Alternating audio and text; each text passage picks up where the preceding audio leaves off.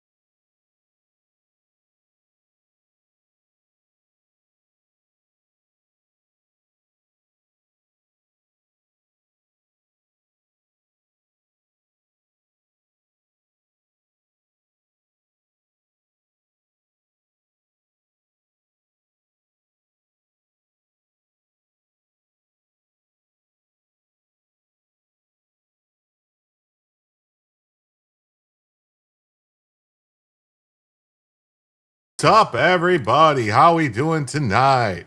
I'm Jim, and I'm here to tell you some news. That's right.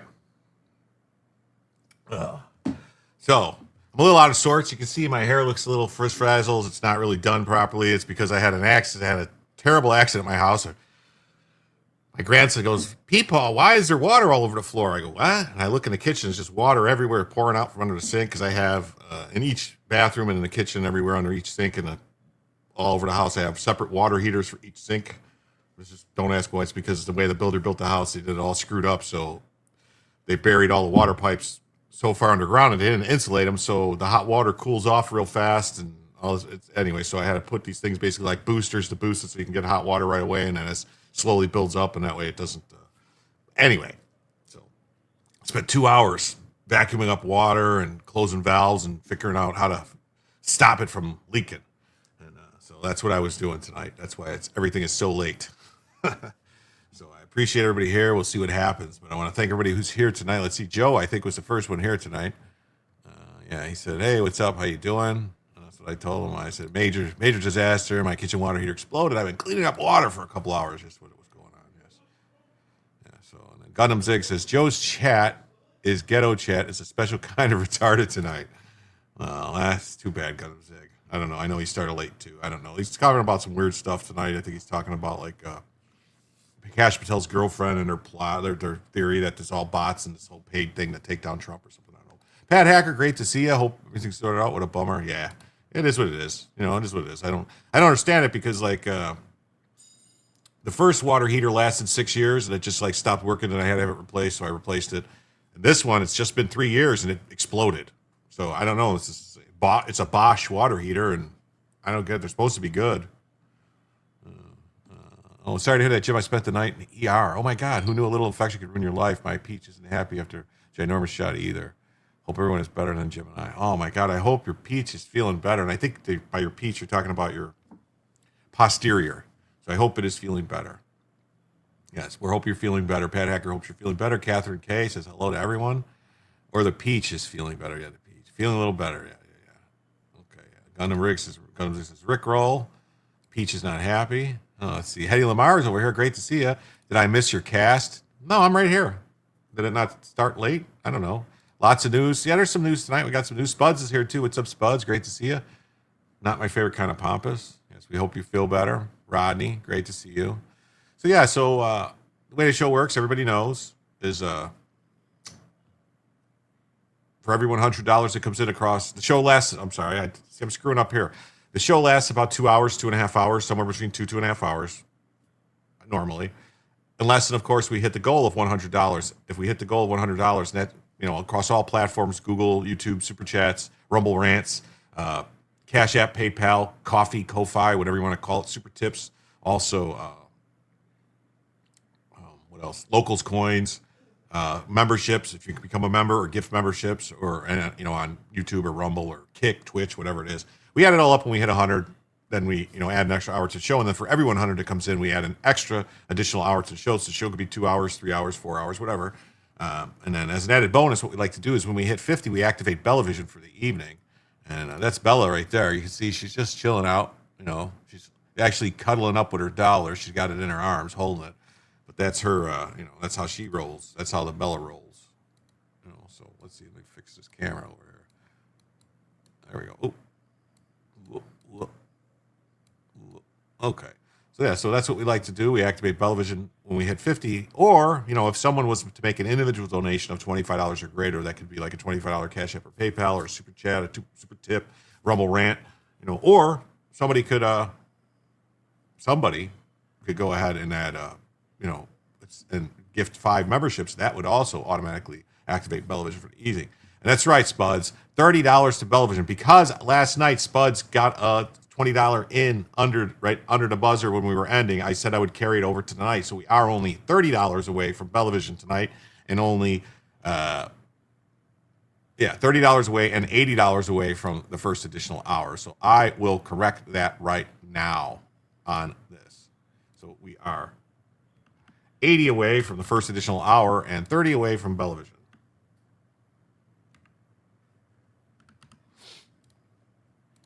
There, I corrected that right there.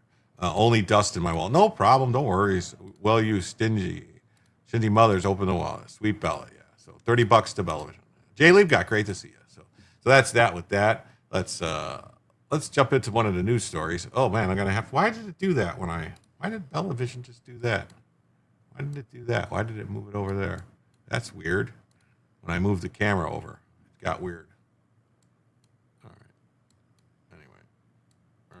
All right. Well, but since we still don't have it, we're going to go ahead and remove Bellavision. My repost, even Soviet Russia, Jim, no TLU news TLU, Russians. It was a very, very important thing. I think the vodka. We like Bella. She makes our day. Yes. Yeah, we like the vodka. Very good. It's always a pleasure to see you, Miss Hacker. So let's see what we got here. We got this, which I thought was really interesting. I was going to use this maybe at the start of the show. Yeah. Because it says right here, it says, holy crap, Secretary RFK, health secretary, revealed that the Biden White House ordered his HHS to ignore fraud and just focus on enrolling as many people in welfare as possible, legal or illegal. That's right, as many as possible. Biden just said, we want it the most, whatever we can get. We want the mostest. All right. One thing that they found out from people my age was they were ordered by the Biden White House not to do program integrity. In other words, not to enforce against fraud. And they said they were told, we want you to focus on enrollment and getting more people into the system. This is jaw dropping. I'm not a partisan person, but one of the things that I found out from people in my agency was they were ordered by the Biden White House not to do program integrity. In other words, not to enforce against fraud. And they said they were told, we want to focus on only enrollment and getting more and more people into the system. I'm not a partisan person, but one of the things that I found out from people in my agency was they were ordered by the ordered by the Biden administration. Isn't that crazy? That's crazy, isn't it? Wow. So let's jump into the first news story of the evening, which I found this news story to be very heartening. I was like, oh, this is good. So the 8th Circuit joins the 5th Circuit and overturns an activist judge and upholds ICE's authority to detain illegal aliens without bond. That's right. The law says that they're supposed to be detained and they're not entitled to a bond. Yes. Yeah, they wanted more illegals into the system. That's what they wanted. In a landmark victory for law and order and President Trump's iron-fisted immigration enforcement, the U.S. Court of Appeals for the 8th Circuit just slammed the door shut on a radical left-wing attempts to force catch-and-release policies on illegal aliens already roaming free inside America. The 8th Circuit overturned a Minnesota activist district judge's outrageous ruling that would have handed bond hearings to illegal aliens like Joaquin Herrera Avila, a repeat border invader from Mexico who snuck into the U.S. illegally in 2006 and again in 2016. So like this person who snuck in 2006 and 2016, that's a felony. They should be getting prosecuted for the felony and then deported. So yeah, no. The 8th Circuit ruled that aliens present in the United States without lawful admission are applicants for admission and seeking admission under 8 U.S.C. 125B, meaning ICE can detain them without bond while removal proceedings grind forward. No more free rides, no more taxpayer-funded bond hearings for people who shouldn't be here in the first place. Writing for the majority, Judge Shepard shredded the district court activist reasoning and aligned the 8th Circuit with the 5th Circuit's recent decision in Buono Mendez v. Bondi. Another victory. Appeals court upholds policy. Maybe we'll read that in a second. We'll go back and read that in a second. The court made it clear that if you're an illegal alien who entered without inspection or admission, you are not some protected long-term resident entitled to special treatment. You are subject to mandatory detention under the law, Congress wrote. In August 2025, DHS agents nabbed Avila during a traffic stop in Minneapolis. He admitted he had no legal documents authorizing his presence. ICE detained him without bond and started removal proceedings. Avila whined for a bond redetermination, got denied by the immigration judge, then ran to a radical district court in Minnesota, which granted his habeas petition and ordered his release or a bond hearing within 7 days. Typical leftist judicial activism, treating illegal aliens better than American citizens. The district judge claimed that 125B2A only applies to people seeking admission at the border, not those who've been squatting here for years. The 8th Circuit called that nonsense, pointing out the statute's plain text deems any alien present in the U.S. without admission or an applicant for admission. Seeking admission and applicant for admission are synonymous. Synonymous. Yeah. The court ruled. Congress didn't create a special carve-out for illegals who successfully evaded detection long enough to set up shop in Minneapolis. That's right. Tell your friends that Jim is on and hot. Yes, dirty birds. Judge Erickson dissented, whining that this interpretation is novel and that illegal aliens who've been here a while deserve bond hearings. The ruling is huge. It greenlights ICE to detain millions of illegal aliens already inside the country without having to waste time and money on endless bond hearings. Like, this really, squatting paints such an ugly visual. It sure does. A 2-1 victory for the Trump administration on ICE's mass detention policy at the 8th Circuit Court of Appeals. Think Minnesota. While district court judges have overwhelmingly rejected the policy, ICE is 2-0 at the circuit. Yeah, district court judges, they get these crazy district court leftist activists, those 243 judges that Scummer bragged about, packing the courts with to stop Trump. He said those words. We packed the court with these people to stop Trump. Yeah, those people are going to make these crazy rulings. But once it gets to the actual people, go, wait. We have to look at the law. We can't just go off our feelings and crap. And you guys don't have any jurisdiction, first of all. Second of all, yeah, they can do this. Trump administration is celebrating its second straight appeals court win on ICE mass detention policy, but its impact, like the Fifth Circuit, may be limited if district judges rule for detainees on due process grounds. Like, yeah, no. It doesn't work that way. They don't all of a sudden get constitutional protection. Let's see here. So that's the ruling from this guy. Let's go up and read the other ruling. So, yeah. Says so he brought a habeas proceeding, and the government now appeals. He entered the U.S. without inspection or admission. Yeah. District court granted his petition, and so yeah, basically on appeal we reviewed the finding for clear error in his conclusion of law de novo. The case concerns the scope of the detainees. An alien present in the U.S. has been admitted or who arrives in the United States shall be deemed for the purpose of the chapter an applicant for admission. Being admitted does not merely mean be present under immigration law. It signifies made a lawful entry. So yeah, so that's it. You know, it says if the phrases are equivalent, then generally any alien present in the United States who has not been admitted shall be detained. On the other hand, if the phrases are not equivalent, then an alien is only subject to detention under this if he or she presents in the country without admitted and also engaged in a separate act of seeking admission, whatever that may be. Yeah. So that's. They keep trying to play games, and it's not going to work. The Supreme Court is going to end up ruling the same way. I don't know if it's already at the Supreme Court. Let me go up and look. I want to find it. Look at the other one. Yeah, here's the other one. This is the one. The other case that came through on Friday. So this is two. Another Trump victory appeals court upholds policy that many ICE detainees can be withheld without bond hearings. This was February 7th. So this was a while ago. So this is the second one now. 2-1 to panel on the Fifth Circuit appeal said Trump administration had properly reinterpreted. They didn't reinterpret an immigration law. They just interpreted correctly. You know, that's it. I mean, it says right in there. Let's see. It says right in there. Jason Fisher says, "Hey Jim, hope you're feeling better. Any chance of negotiations being successful over 1,000 troops to back up the Marines to set up shop on Carg Island?" I don't know, man. I don't know. I've heard I've heard that the numbers of ground troops is up to over 10,000 now that are going to be in the area. Actual infantry ground troops. You're going to have over 6,000 Marines, and then you're going to have over 3,000 or more 82nd Airborne. So I mean, you're approaching over 10,000. Not to mention, I'm sure there's special forces there and stuff like that. First term, Trump was willing to sign DACA legislation if Chucky Schumer funded the wall. Nope, caravans were demon rat designs. That's right. That's what you're guessing. They're there to back up the Marines.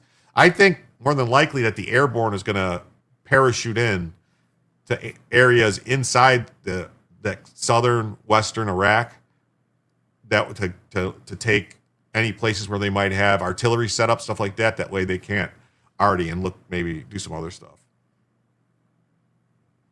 So I'm sure I'm praying for these soldiers. I'm praying for them too. We want them all to be safe.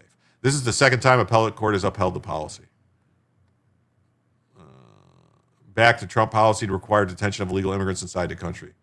I mean, the law says that if they haven't been admitted, if they're here, then they have to be determined to be seeking admission. So it's the same.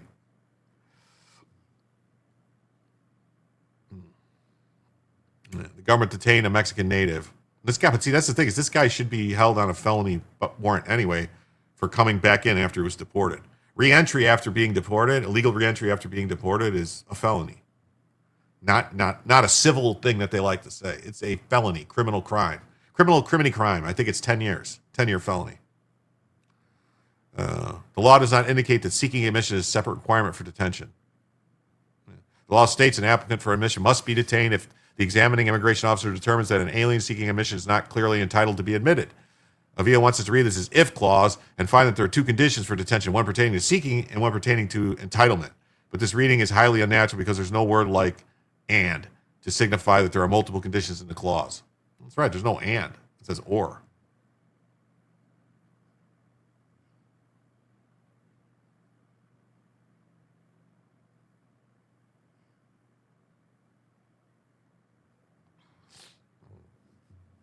Hey, what Jay Lowry says, watch today in space history. Sounds good. Let's see here. We got This is from News Nation. Same thing. Appellate court backs Trump's no bond detention.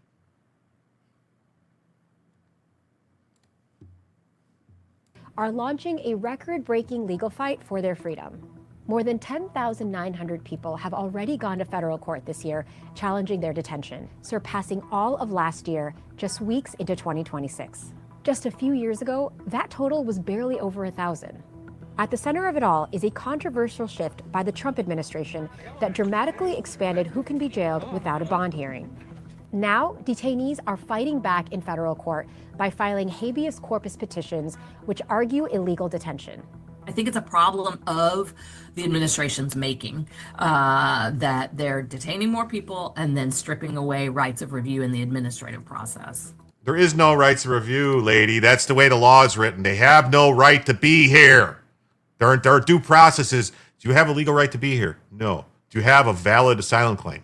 No. All right, you got to go. That's it. That's the due process. What the fuck do they think this is? Well, they really want to be here. So let's have a jury trial to decide if they really want to be here. I mean, what do they think is going to happen? This is not how any of this works. Yeah, this propaganda has made its way into my son's brain. I know. It's crazy. They have no legal right to be here. Then they have no legal right to be here. They snuck into the country. They could be detained. That's the law. That's the law that was passed and signed. That's it. This is ridiculous. All these habeas petitions should not be granted. These are all being granted on fictitious grounds. That's the problem. Whoever is paying for this should be arrested. Whoever is paying for all this to happen should be arrested. They are violating the law. They are aiding and abetting violation of our laws. They should be arrested. And if Jim was running this place, they would all be arrested. Everyone. This lady would be arrested. Yeah. I would arrest everyone. Everyone.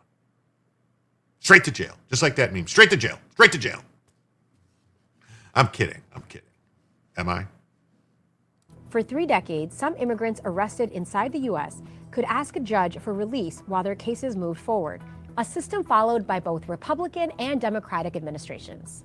But a new legal interpretation upheld by the Fifth Circuit Court of Appeals this month allows the government to place people in mandatory detention with no bond. Legal experts say that means even people with strong community ties and valid asylum claims can be held in. First of all, they don't have any valid asylum claims if they've been here for years and haven't filed for asylum. They don't have any ties to this community if they've been living here illegally. They're not part of this community. Definitely. The vast majority of those who are in immigration detention right now are people who were complying with every ICE appointment, every court date, had family in the United States hosting them, had viable claims, and yet they're sitting in a detention. They have no viable. Great. There is no viable claims. These are lies. There are no viable claims. Nobody from Mexico has a fucking asylum claim in the U.S. Nobody. Nobody from Mexico. Nobody that came through Mexico has a valid asylum claim in the U.S. They should have claimed asylum in Mexico.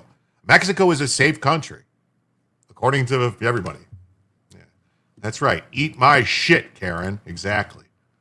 Release them so they can disappear. Exactly. Yeah, this lady keeps shaking her head. No, this is what you call subliminal signaling to people. No. That people, oh, no, this is bad. No. No. Don't listen to this lady. Don't listen to this lady. See, I could do the same thing. Taxpayer cost, by the way. Taxpayer cost, yes. Taxpayer is supposed to pay. See? Fight their cases. In a statement to News Nation, the Department of Homeland Security defended the policy, saying it's no surprise more detainees are filing petitions as the administration carries out mass deportations. The impact is overwhelming the justice system. Federal prosecutors are calling it a, quote, tidal wave, forcing them to divert resources away from criminal cases. The Justice Department has put the blame for the case volume on, quote, rogue judges in a statement to News Nation. Yeah, they are. They're rogue judges. Increasingly siding with detainees, finding a majority of the detentions unlawful. With other courts still weighing the issue, the fight could reach the Supreme Court. Until then, for thousands it's a witch. sitting in detention Burn without her. bond, the only path to freedom runs through federal court. No, it runs going home. It runs going home. Go home. You'll be free. Go home. You don't live here. You don't have to go home, but you can't stay here. Oh, what's Hoppity Hop says, thanks for my membership. Well, no problem. I bet she weighs less than a duck. Yeah. My kids ate your chicken. Yeah. That's right. Let me get my larger scales. Definitely. Phone for translation? I don't know. Yeah, her brain's about half as empty as her bookshelves. Have you seen Viva's interview with an Iran expert on his channel? I never heard of this guy. I don't know what to believe. I'm going to tell you right now, anyone on Viva's channel is not an Iran expert, okay? They're not. I'm an Iran expert, all right? And ask me anything about Iran, I can tell you. I'm an expert on Iran. They took a bunch of hostages. They've killed all our people. They keep trying to kill us. They want to murder us all. They're evil. They're basically the Nazis of the 21st century. That's all you need to know about Iran. Your taco was bitter. Yes. I tried so hard to help her. Oh, the lady that came to your door. She turned us into a newt. Yeah.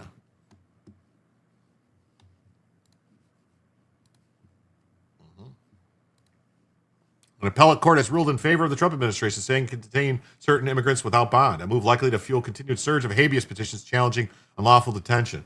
Well, the habeas petitions would be unfounded if it's the only thing the habeas is for is to say somehow they're being held unlawfully. If they're being held lawfully, the habeas petition has to fail by law.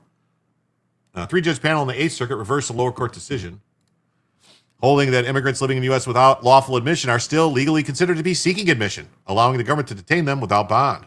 That's right. Iran, how far? So far away, I couldn't get away. Bom, bom, bom, bom, bom, bom, bom. Yes. Yep. You are welcome, world. We did it. We made us all safer. That's right. Being admitted does not merely mean being present in the United States. Under immigration law, it signifies having made a lawful entry into the country, wrote the U.S. Circuit Judge Bobby E. Shepard, who was appointed by the former President George W. Bush. A non-citizen president of the United States who has not been admitted is treated as an applicant for admission, he wrote. Nothing in the statute limits that designation to individuals stopped at the border. Make a run for the border. It says, my mom was watching YouTube. She doesn't watch politics. She was getting bombarded with channels that were promoting how great China's drones are. I wonder if they're bought off. There's a whole bunch of people that are getting paid off by China. You got to really be careful. China's putting a bunch of money out.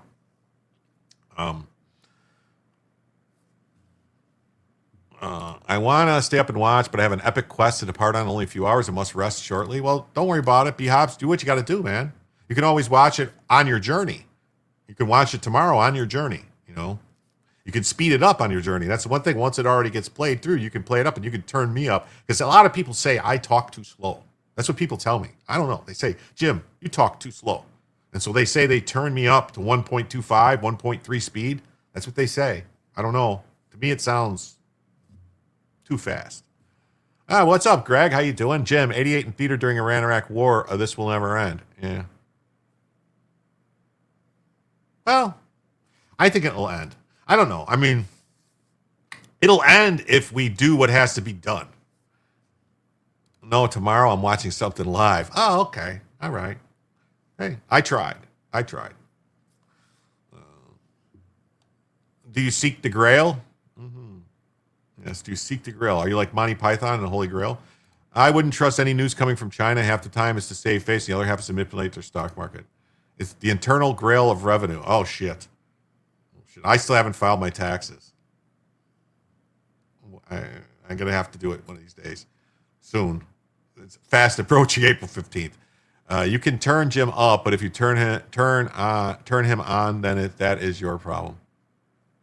Yes, that's right. Where is Bella? Bella, we're still waiting on Bella. Bella, hi all. Bella, no, we haven't hit Bellavision yet. We are still $30 away from Bellavision and $80 away. You're going to get paid huge. Well, that's awesome. I'm glad to hear it. No bond detention sparks unprecedented flood of legal challenges. Yeah, they should all be getting told goodbye. District court judges should be going, no, go away. The lower court has ordered immigrants released, finding that federal immigration law did not require mandatory detention without bond. The appellate panel disagreed, including the lower court erred in ordering a bond hearing. Or sent to prison, probably paid. Okay. The ruling was celebrated by Pam Bondi, who called it a win for President Trump's law and order agenda. The law is very clear, but the demon rats and the activist Soros judges haven't wanted to enforce it. This administration will. Imagine how many illegal alien crime could have been prevented and averted had they simply followed the law. And so Greg says, in 04, Bremerton Shipyards worked on Abraham Lincoln. Hopefully I wired it correctly. Hopefully. Fingers crossed.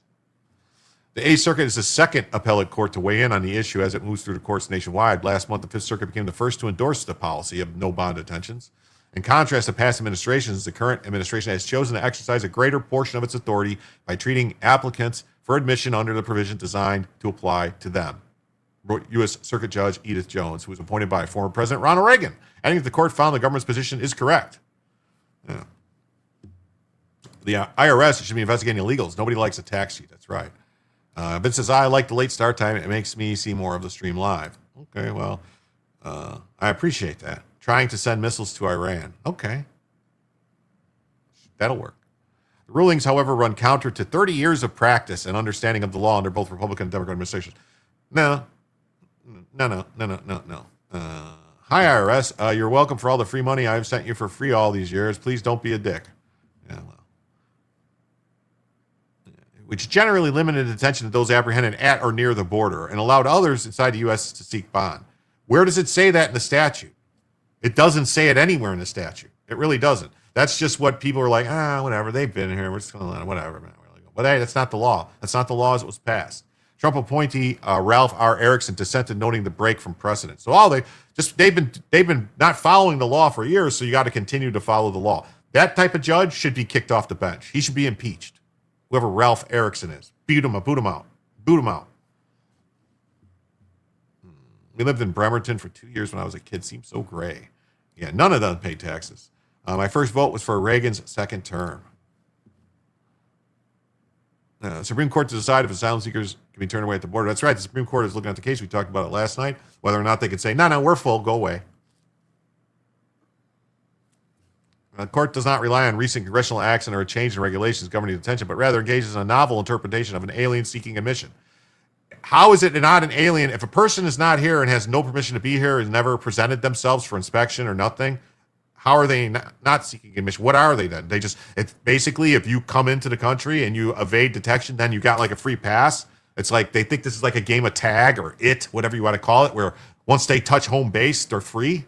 No, sorry. I have an accountant and I know how to use it.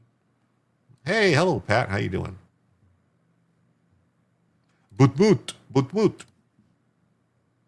In July 2025, a federal memo directed Immigration and Customs Enforcement to hold all applicants for admission without legal status in mandatory detention during removal proceedings, limiting bond hearings to immigrants who were lawfully admitted and later lost status.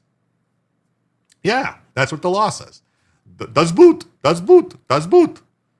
Judges are complicit. Yeah. They need a better way to remove them for bias. Yes. Nanny Goat, great to see you. Great to see you too, Vince. Federal courts have since been inundated with thousands of habeas petitions, which should all be denied. Peter Markowitz, an immigration law professor at Cardozo School of Law, previously called the volume unprecedented, adding that the filings represent only a sliver of those detained, as many lack the ability to file. Yeah. Oh, yeah. Thousands detained as part of the Trump administration's crackdown argue that they've been held unlawfully, but they're not. The wave of litigation has strained U.S. attorneys and raised the possibility of conflicting rules across appellate courts. But why doesn't somebody appeal it to the Supreme Court? Let the Supreme Court decide and watch what will happen, because then it'll be the whole fucking country. You know, it's up to the executive if they want to enforce it or not. I mean, that's just the way it is. The law, they can say, you know, it's called prosecutorial discretion. If they want to give bond hearings, they can. They don't have to. Spud says, that's the point. Dems want everyone to pay taxes. The money for their socialist programs don't grow on trees. Put their mantra, tax the rich to the test. Nobody's above the law. Yeah. Definitely. If the courts split, it could create a patchwork of outcomes in which detention is permitted in some places but not others, potentially putting it in the hands of the Supreme Court. Yeah, right? What's this? 0 of 20? It's 120 now. Thanks, Jim. No, thank you, Fletcher. And it's actually not 1 of 20. It's 2 of 20 because they're $5 super chats. So it's $25 super chats. So it's actually 2 of 20. I don't know. I don't like the way YouTube does it. So technically it's technically it's 2 of 20, and technically it's actually more than that because I had to carry a 20 over from last night. So this is now $30 towards it. So right now that means we are $20 away from Bellavision and $70 away from adding the first additional hour to the show. Thank you so much. SB Farmer in the house. What's up? Thank you so much. Okay. We got this story, which I only found one place that was talking about the story, but I thought it was interesting that you guys would want to hear it. So a man is charged with making threatening calls to a Florida Air Force base just days after a device was found. A device. Huh. What kind of device was it? What do we think the device was that was found?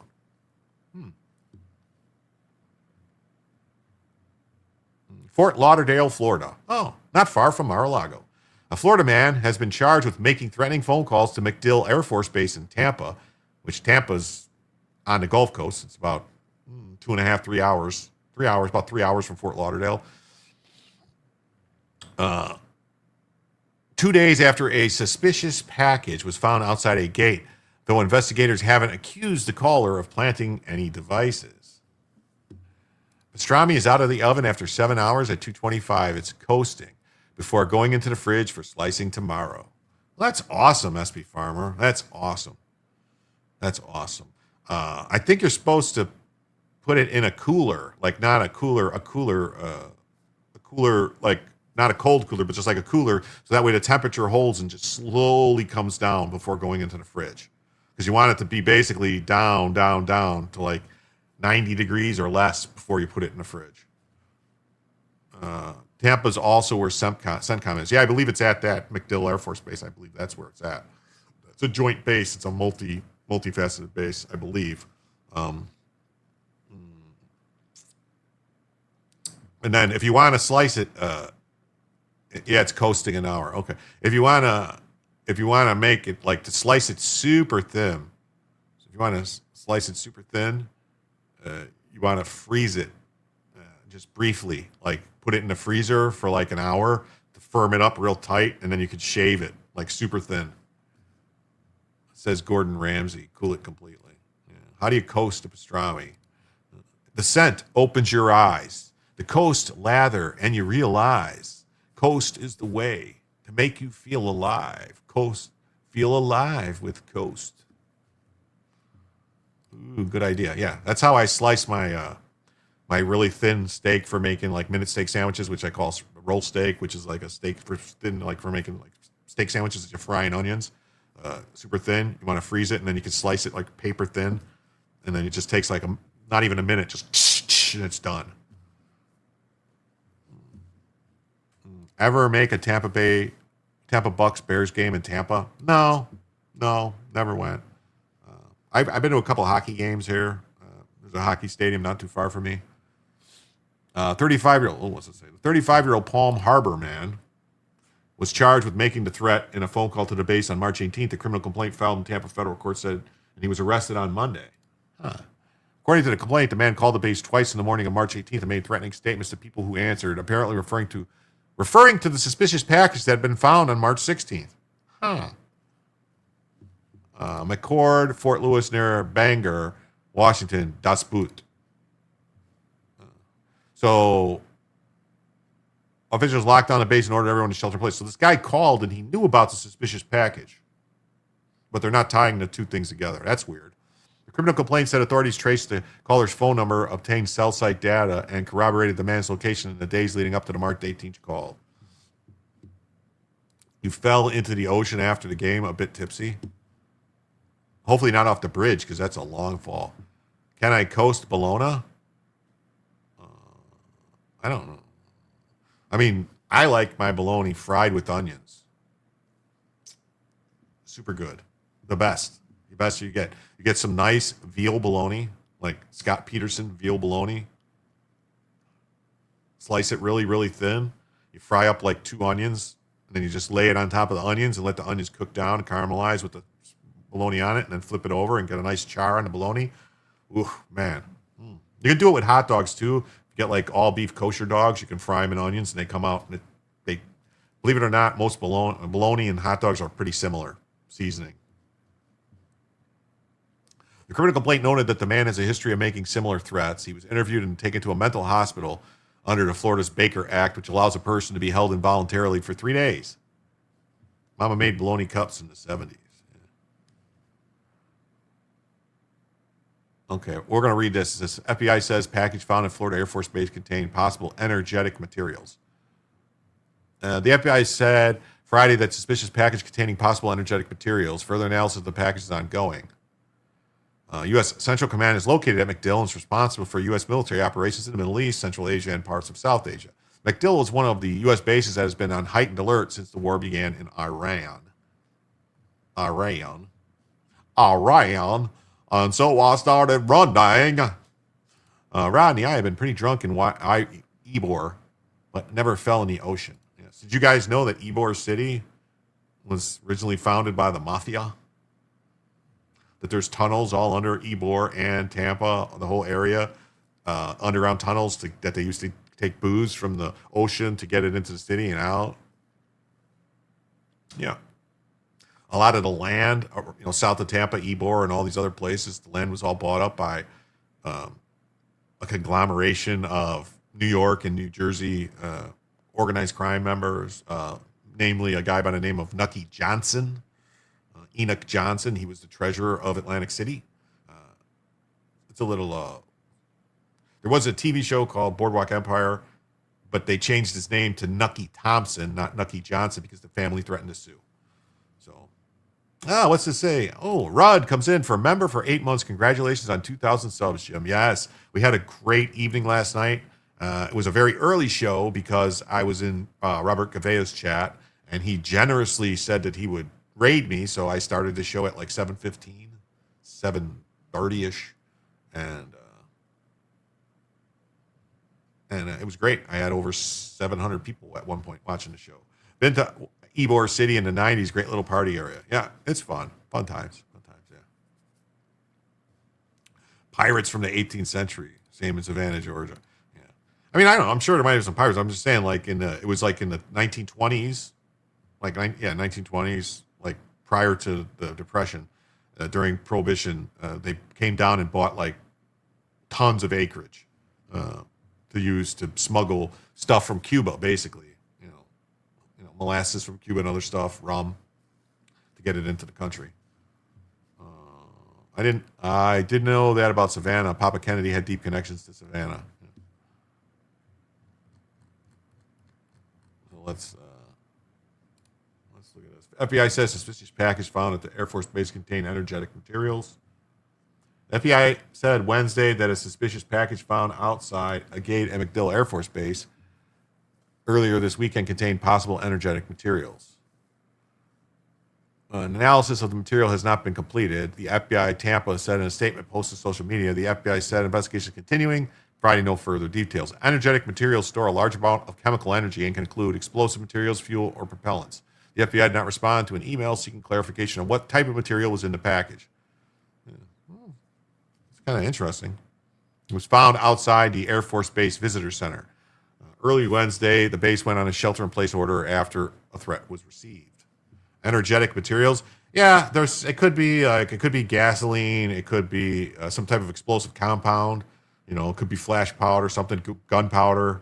They just say energetic materials is something that can, catch fire or blow up. Basically, chemical reaction, a bomb, a bomb. Energetic versus lazy. We take threats seriously and are taking the appropriate measures to prioritize the safety and security of our installation. As a matter of policy, we will not release specifics on what security measures have been implemented, MacDill officials said in a statement posted to social media. The order was lifted about 2 hours later, but the base remains on high alert.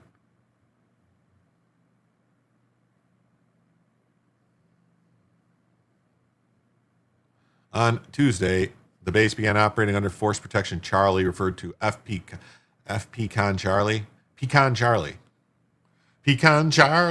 This is the second highest military security level and allows for officials to implement deliberate security measures proactively.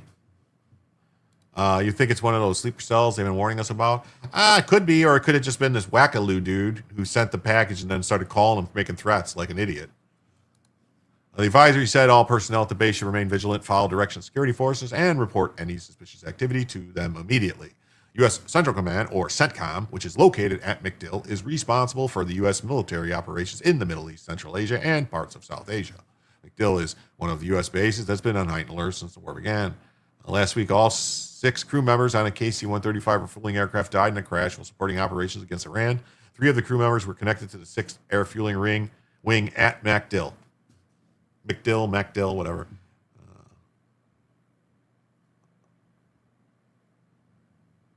Let's just say, Rodham says, thank you, Hetty. I am mostly like it says, casual listener and not much at chatting.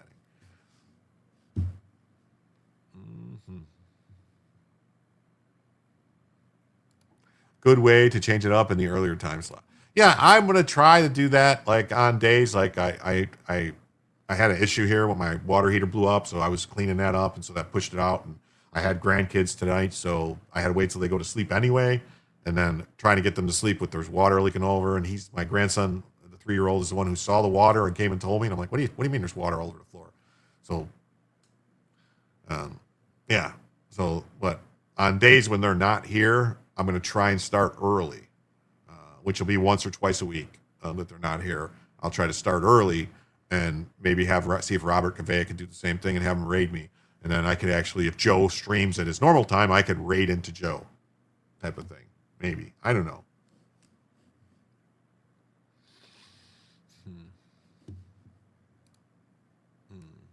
All right, on to the next story. I don't know if you guys know who Casey Means is. She's the nominee to be the Surgeon General, and she's been getting attacked because of her vaccine stance. It says wellness influencer Dr. Casey Means. She's still a doctor. You know, they wanted all this shit about call Jill Biden Dr. Jill Biden. She's a doctor, Dr. Jill Biden. This is an actual doctor, not a Jill Biden doctor. This is a doctor, medical doctor that can prescribe medication.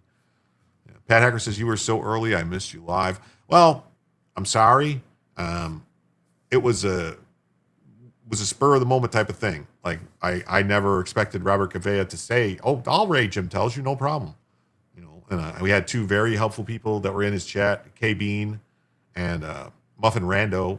Met, you know, they're mods in Robert's chat, and when they said something to him about it, he said, "Oh, definitely, I'll do it." I was like, "Okay, I'll start my show right when you end," and so I started it. You know. And then I picked up 50 subs. So, motto, if I'm not late, I'm not coming. Hi, all. Well, thanks for being here, KPT. Great to see you. My water heater sprung a leak. Recently spent big money for a new boiler, minimum water damage, so grateful for that. Yeah, I mean, I have 1, 2, 3, 4, 5, 6 water heaters in my house because each bathroom and sink has its own water heater. And it's a wild story because it was a brand new house when I bought it, and all the lines are buried underground, the concrete slab, and they're real deep. So what happens if you turn the hot water on and you run it, it takes a while for it to get hot. And then as soon as you shut it off, it starts cooling down super fast because they didn't insulate the tubes or whatever you want to call it, the PEC tubing or whatever it is, PEC lines underneath. So yeah, so it was a big issue, and I was like, it's a pain in the ass, and it takes a while to get it to come from the main big water heater.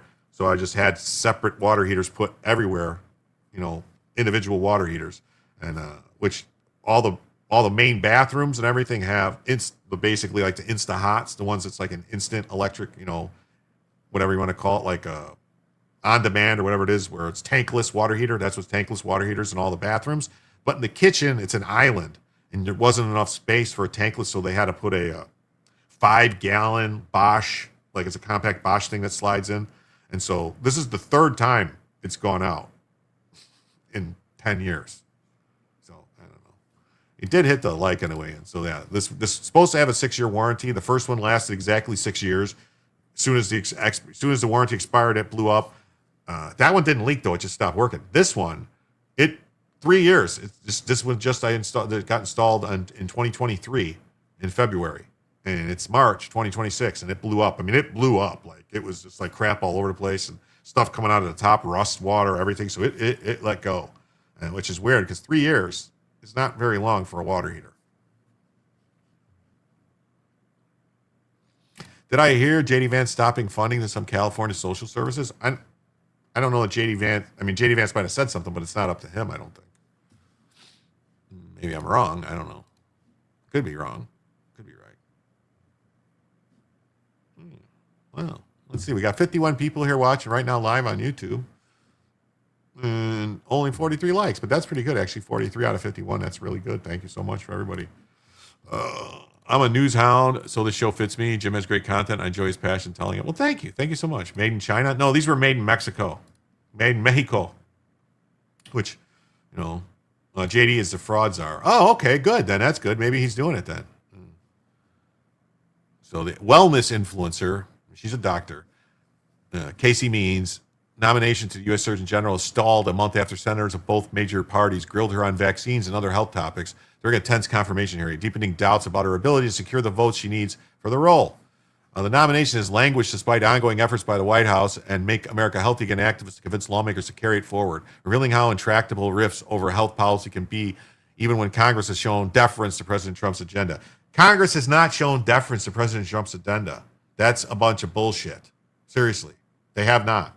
Congress is doing what Congress wants to do, and they're basically just ignoring what Trump wants. Hey, listen to Spuds comes in. Yeah, Spuds comes in gifted. One Jim tells you membership. Thank you.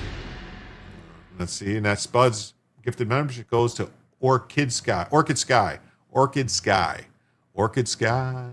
gets a gifted membership, and that means right now we are $64 away from the first additional hour of the show and $14 away from Bellavision.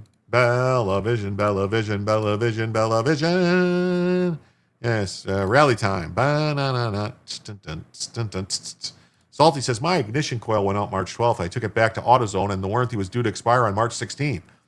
I never have that kind of luck. Get her done. Yeah, I don't know. I bought these water heaters from Amazon, so I don't know how I'm going to call Bosch tomorrow and see what they can do on the one. Because it's a 6-year parts warranty, it says. So I don't know what to, I don't know. I'm hoping they'll maybe send me something, give me some money back. Maybe, I don't know. We'll see something. Means is a 38-year-old Stanford-educated physician who became disillusioned with traditional medicine and did not finish her surgical residency program. Has faced scrutiny for her lack of experience and potential conflicts. Another sticking point has been her close alignment with Health Secretary Robert F. Kennedy Jr. Why is that a sticking point? Whose efforts to dramatically pull back vaccine recommendations have faced criticism from both Republican and Democrat lawmakers and a wide swath of the medical community. Oh, yeah.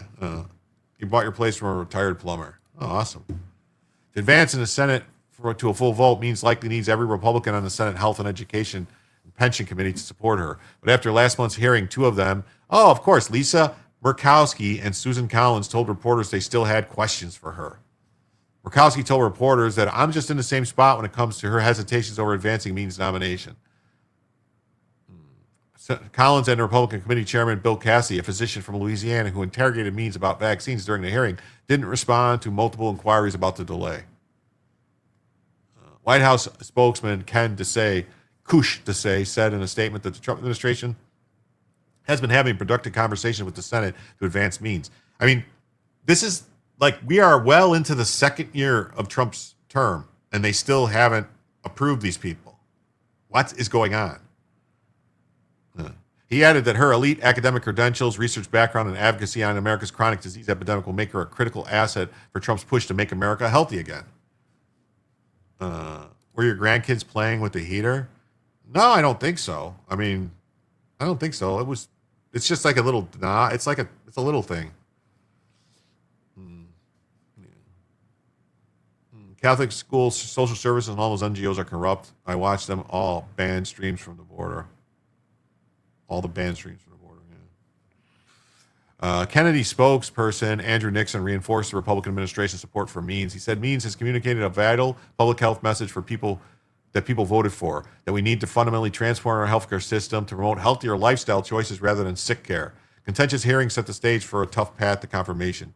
Means is an enthusiastic speaker and author who promotes ideas popular with the MAHA movement, including the Americans are over-medicalized and that diet and lifestyle changes should be at the center of efforts to end widespread chronic disease. Like, this is just common sense.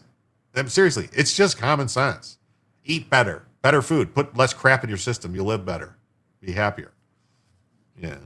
XGOs, big Catholic scammers, yes they are.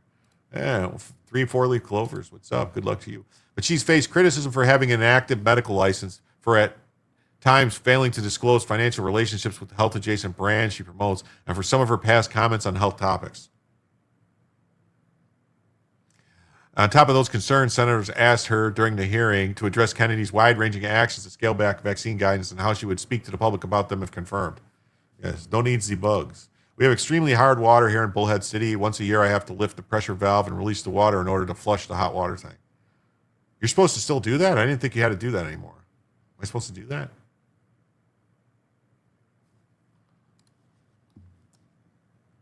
Murkowski and Cassidy both pressed Means about her past doubts about the birth dose of hepatitis B vaccine, with the U.S. Center for Disease Control and Prevention stopped recommending for all children last year in a move that was later temporarily blocked by a federal judge. Like, what is it? How does a federal judge block the fact they say we don't recommend this anymore? That's insane. Nobody says, like, hey, how does this judge have any business saying what we're going to recommend?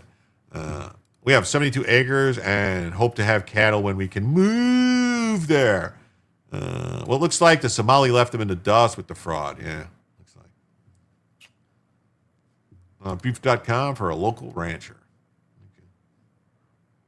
But Jim, I really like ice cream. I don't know what that means. I like ice cream too. No, they're talking about just stuff like less processed stuff. That's what they want you to eat healthy, less processed foods. Like all the ultra processed stuff. We got to get rid of the ultra processed food. I'm getting a cow named Wellington and a pig named Bacon with several chickens named Nugget. Murkowski and Cassidy both pressed Means about her past. Okay. Means called the hepatitis vaccine important and life-saving, but said parents should make their own decisions in consultation with their doctors. I don't understand why that's why do we need people to tell people, you must do this, you have to do this? Cassidy also asked Mean whether she would advise Americans to vaccinate against flu and measles amid outbreaks across the country. She didn't make that commitment, instead emphasizing the importance of informed consent. Collins asked Means about her past advocacy for the therapeutic use of psychedelic mushrooms. Means, who has spoken positively of her experience with the drugs, said that the comments as a private citizen were different from what she would say as a public health official, that she wouldn't recommend psychedelics for the public. Kennedy supporters put pressure on hesitant senators. Once it appeared Murkowski and Collins were undecided, MAHA activists orchestrated a push to support Means' bid by surging phone calls to the two senators. Why don't we just get rid of Murkowski needs to go? Murkowski needs to go. Murkowski needs to go. Hi-ho the Dario. Murkowski needs to go. We've called both of them. Call them time after time. Get your friends to call them. Tony Lyons, head of the Kennedy Alliance Group, MAHA Action, said on a call with supporters earlier this month, this is critical. We need to get this done. And cows and pigs occupy the same space. I don't think so. I don't think you can have them in the same. I don't think you're supposed to. Pigs are supposed to be in a pen, and cows are supposed to graze. But through the month-long delay, others have been vocal opposing Means' nomination. Dr. Jerome Adams, Trump's first Surgeon General, has repeatedly taken to social media to call her unqualified for her lack of an active medical license. He said in an interview that Republicans in Congress and the Trump administration have told him they disapprove of the pick, but see it as Kennedy's choice. Well, first to pet, then to eat. My friend has sheep. If I was going to have chickens, I would have chickens to lay eggs. I wouldn't have chickens to eat. Yeah. Murkowski cheated in her election. Now she acts like she's above others. Yeah, it's crazy. Total cheater. She's a cheater, pumpkin eater. Had a wife and couldn't keep her. While no federal law requires Surgeon General to have a medical license, they are required to be part of the U.S. Public Health Service Commission Corps, a group of health professionals that require up-to-date licenses for membership. Yeah, like that, what the U.S. Public Health Services Commission Corps. What was that guy's name that pretended he was a woman that became the Admiral? Admiral Levine? Yeah. Yeah, that person got confirmed. My son's pig lives in a chicken coop. Means said during her confirmation that she had voluntarily placed her Oregon medical license into inactive status because she wasn't seeing patients, that Admiral Brian Christine, who runs the Commission Corps, had testified that she's eligible to serve in the role.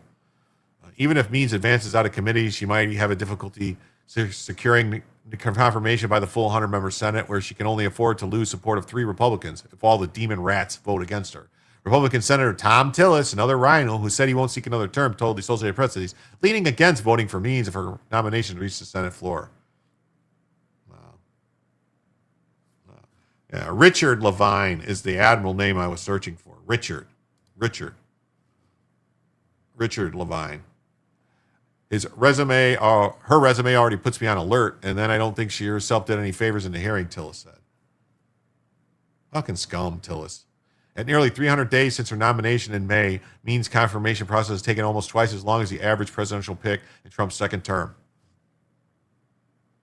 According to the data from the nonprofit Public Partnership, the group's data shows that the first 400 days, the average time between nomination and confirmation was 157 days. It shouldn't take longer than 10 fucking days. It shouldn't. This is ridiculous. Sometimes the process has gone far more quickly. Mark Wayne Mullen, the new Department of Homeland Security Secretary, sworn in on Tuesday, had his confirmation hearing, floor vote, and swearing in, all within a week-long period. That's how long it should take. One reason for Means drawn out the nomination is the birth of her son, which happened last October on the day she initially scheduled to take part in her hearing. Her hearing wasn't rescheduled until 4 months later in February. But Chris Piper, manager of the public policy and stakeholder engagement at the Partnership for Public Service, said the length and time has passed since Means' rescheduled confirmation hearing also is unusual. He said candidates are often voted out of committee within a week of their hearing. A month-long delay following a hearing is atypical for most nominations, particularly at this level position.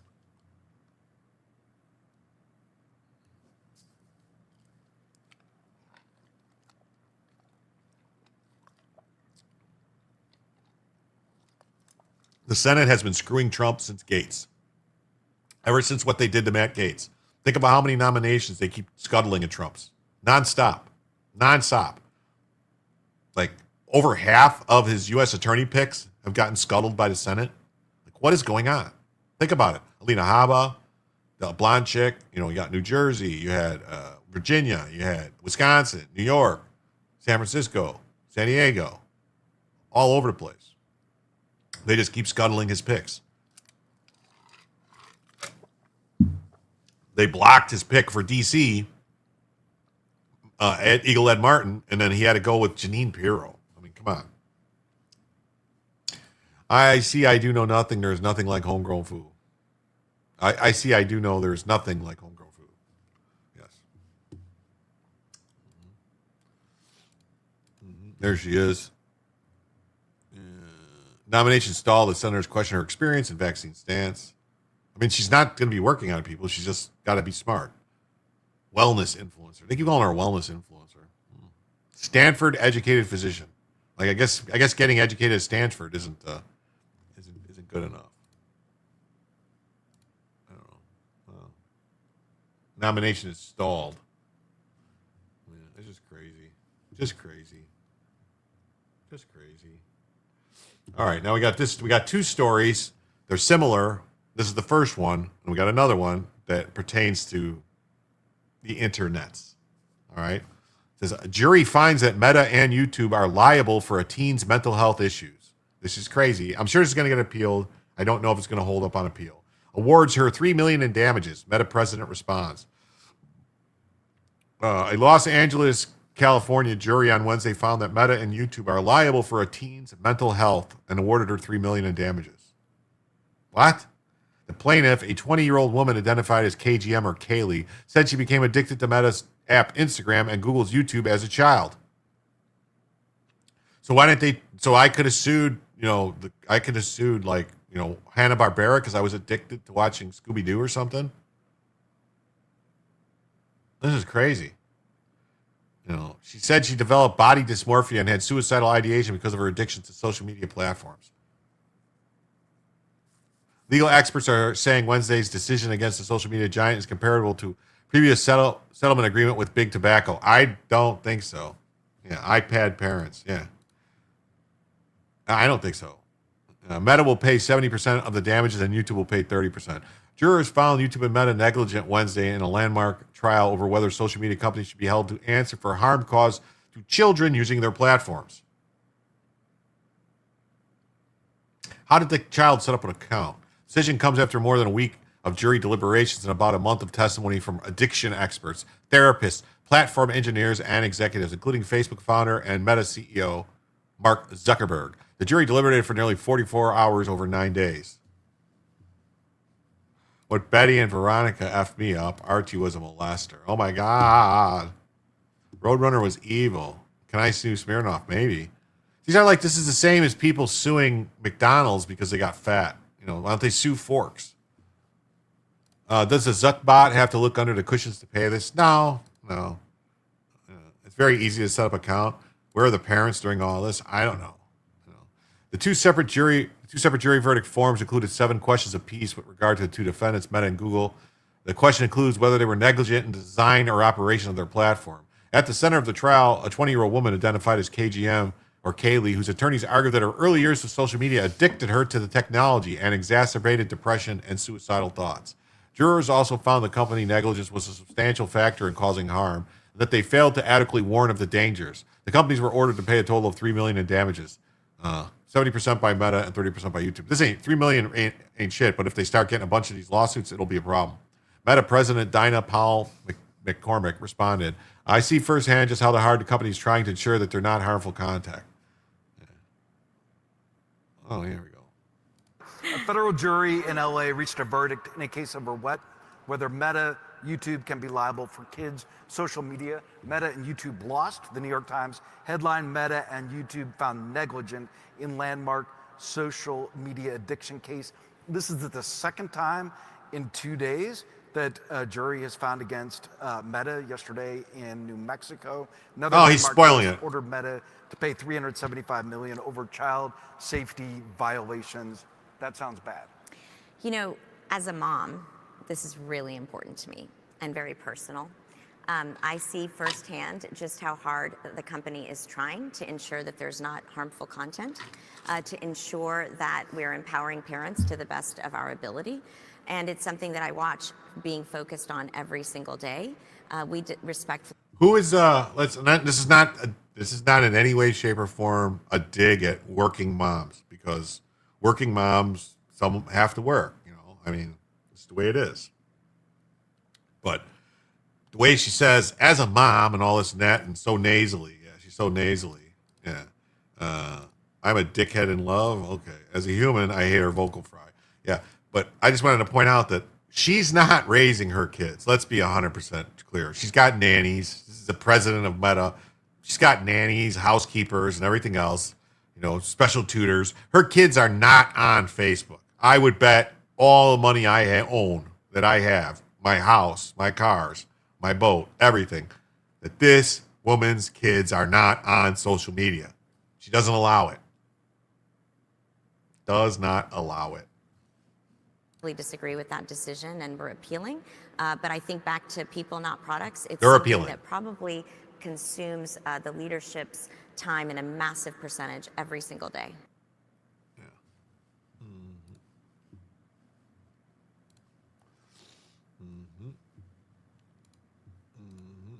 Yeah. New York Post, big tech invincibility is over. Historic social media addiction ruling against Meta, Google could open legal floodgates.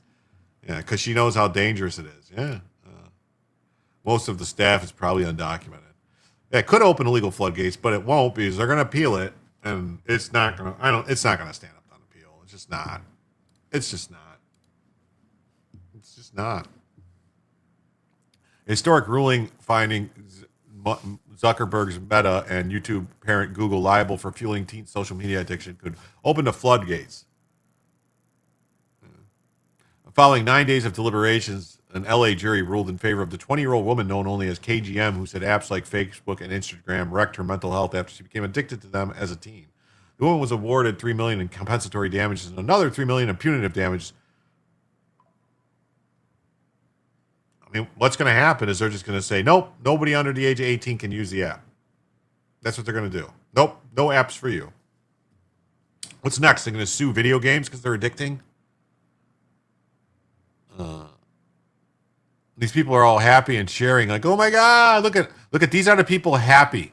Look at them. These are the people happy about the ruling. Look at these people. This is who's happy. Doesn't that make you go, wait a minute? This is the people who are happy? Huh. Maybe I should be unhappy. But that cannot be verified online. Well, I mean, no, you just say no one under the age of 18.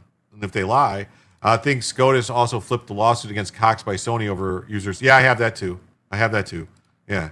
Yes. Yeah. They said Cox isn't responsible for people downloading songs, you idiots. Why I don't like to chat, I can't type. $250K a year in passive income. Sure, people like that. People that will file the suit next. Yeah. Verify their online age. Good luck. Well, they'll just make it. They'll make people start providing ID. That's what they'll do. This is the McDonald's hot coffee cup all over again. Well, that case was obscene, but that coffee was way too hot. They used to superheat the water to make sure it was boiling hot, like it was like 180 degrees or 190 degrees. It was an issue. If you vote, you aren't a slave. Meta is the one that got me. Critics say the bombshell verdict could be just the start of a costly headache for Meta and Google, which still face thousands of pending lawsuits across federal and state courts that could result in more penalties, as well as pending legislation on Capitol Hill, such as the Kids Online Safety Act, which would rein in their behavior. Can we get a rally going? I'm going to PayPal to send $5. Well, thank you. Thank you if you do that. The coffee was way too hot. Yeah, the coffee was way too hot. I mean, granted, the hundreds of millions of dollars was obscene, but the coffee was way too hot. She should have got something. But, not 300 million or whatever it was. That was insane. The era of big tech invincibility is over. This ruling is an earthquake that shakes big tech's predatory business model to its core. Executive record of the Tech Oversight Project. I mean, I wonder how all these big tech guys who pay these demon rats all this money, and fund them. Yeah. Look at this. So Elon Musk demands judge's recusal over support of LinkedIn post that mocked him after a $2 billion verdict. Yeah, the judge that keeps ruling against, that's the judge and all the stuff in Delaware, the chancellery judge or whatever it's called, chancellery judge, something. Okay, only 9 from Bella now. All right, thank you so much. Thank you so much. Yes, received $5 from KPT. Thank you so much, KPT. Greatly appreciated. That means we are only $9 away from Bellavision now, and $59 away from adding the first additional hour to the show. Just $9 away from the Bellavision. I'm going to assume my donut has a hole in it. It was McDonald's second or third warning. Yeah, I know, but the money was obscene. The amount of money was obscene. Mm-hmm. Joe says, okay, rally. Thank you, Joe. That means right now we are 57 away from the first additional hour and just 7 away from Bellavision.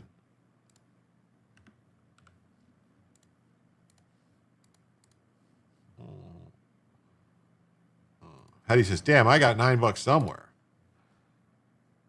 These products were purposely designed to harm, addict millions of young people, and lead to lifelong mental health consequences. I don't think so.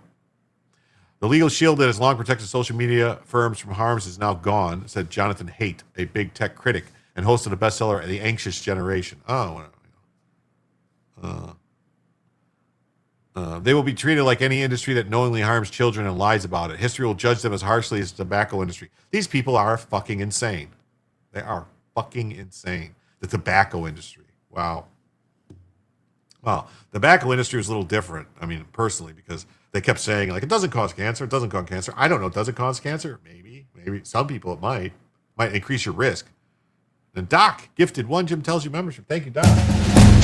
Wow, thank you so much. Let's see who got that membership. It says that Freedom's Lunch received that gifted membership. Thank you so much, Doc, and Freedom's Lunch should thank you. And with that, that means we are now just $51 away, just $51 away from the first additional hour of the show. And now we are just $1. We are just $1 one single solitary dollar away from Belavision.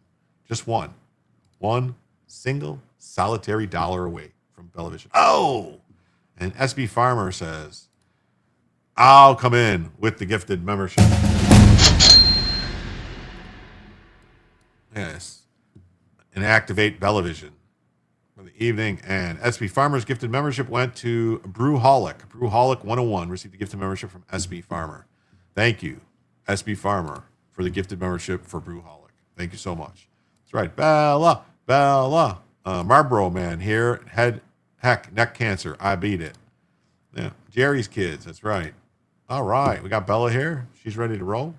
That's right. All right. We got Bellavision here. Yeah. All right. And she's just chilling with that dolly. Look at it. Just chilling there.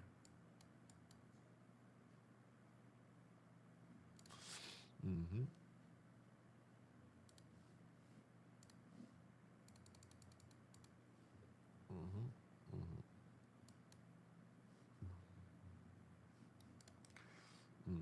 Oh, Matthew, that's right. All right. Marsha Blackburn vehemently fought against Chattanooga installing municipal broadband in Chattanooga because of her contributions from Comcast when she was a state senator. Well, that's...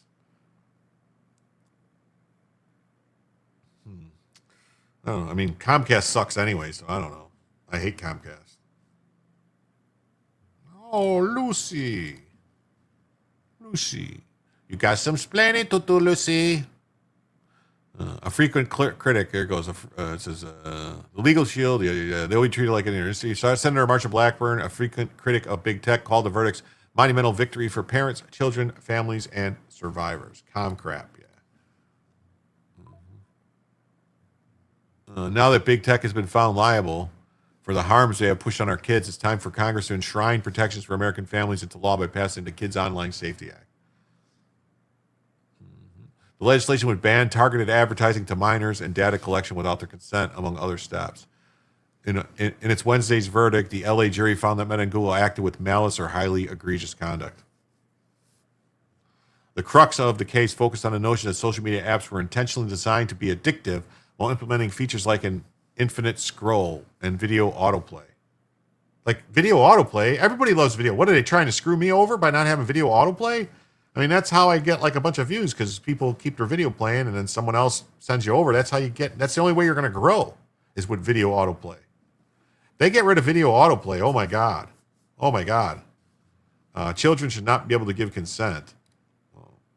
I am highly skeptical of any law with kids and safety in the title. Yeah, like that worked with TV. I mean, that's what I'm saying. Why didn't people sue TV stations and television shows? Like, oh my God, Game of Thrones was so addicting. I had to sit there and I was waiting and I couldn't take it for waiting for the next episode. How old is the oldest broad here? I'm 60. Comcast is 100 times better than Spectrum. They tell me I have a problem with my service line, but that it costs too much to fix for just one home. I don't know, Joe. Can you get a hold my nose and vote for Blackburn for governor in Tennessee because the demon rats are a huge no. Yeah. I am really loving... What is it called? I got Quantum Fiber. I had Quantum Fiber installed. It's super cheap. It's only like $75 a month for a gig up, a gig down. So far, it's been great. I also have Starlink and Comcast. So I'm always going to have connections to the internet. KBT says, I'm not yet 60. And Pat Hacker says, Hetty, I'm 75. And the crux of the case focused on the notion of social media. Yeah. The closely watched trial featured testimony from Zuckerberg and Instagram's chief, Adam Mosseri. As opposed to exclusively reported, Meta tried to block the lawyers from asking Zuckerberg about his massive $231 billion fortune on the witness stand. Quantum Leap was a great show, good show. Yeah.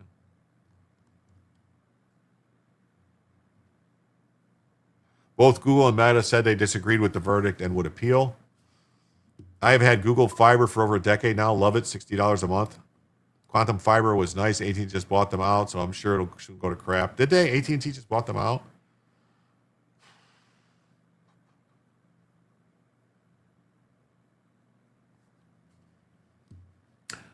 This summer, Meta and Google will be back in the California federal court as part of a complicated federal multi-district litigation, a process meant to consolidate more than 2,000 pending lawsuits against the social media firms that make similar allegations.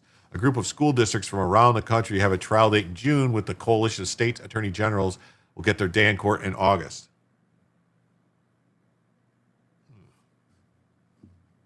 Sorry, Jim.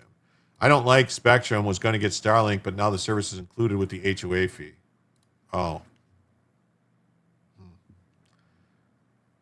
mean, look at these people. They're all cheering and hugging each other and thinking about how they're going to get fatter and eat more crap. The verdict sends an unmistakable message that no company is above accountability. Oh, my God. What about personal accountability? What about personal accountability? Whatever happened to that?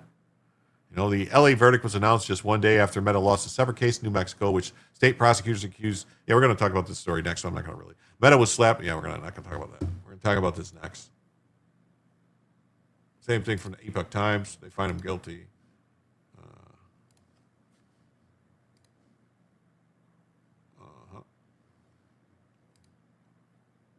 We got this story. New Mexico jury rules that Zuckerberg's Meta failed to protect children and orders a $375 million in damages. Personal accountability. Are you nuts? Hey, what's up, Jet? How you doing? Great to see you. Shit sandwiches. Yeah.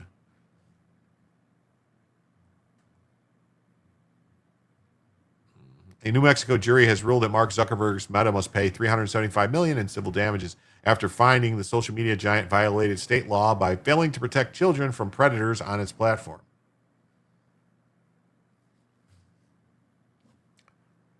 I have a suggestion. We need to empower all these social media companies to have like a wood chipper patrol. Like they must have wood chippers, and whenever they find a predator on their platform going after children, they immediately go into the wood chipper. How's that sound? Freaking Chattanooga offers 25 gig residential. It's expensive, but damn, 25 gig residential. Wow, that's insane. Like I can't, like they originally told me I could get 2 gigs up and down, but then they said they can only do 1 for some reason. I don't know. Do you ever go, gosh darn it, will really enjoy some bioengineered food? No, not me. Not me at all. I mean, 20, I don't even know. Why would anybody need 25 gigs? 25 gig up and down, or is that 25 gigs in data? CNBC reports that the verdict delivered on Tuesday marks a significant legal defeat for Meta, the parent company of Facebook and Instagram, following a civil trial in Santa Fe that began with opening arguments last week. The jury deliberated starting Monday before reaching their decision that Meta willfully violated New Mexico's Unfair Practices Act.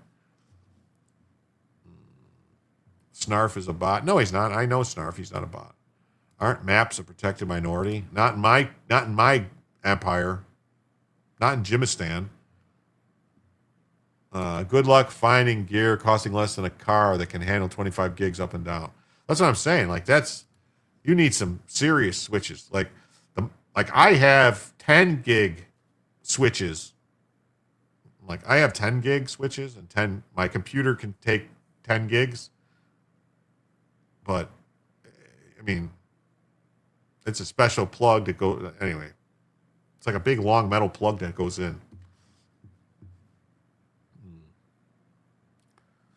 The case was brought by New Mexico Attorney General Raul Torres, who filed suit against Meta in 2023 after conducting an undercover investigation.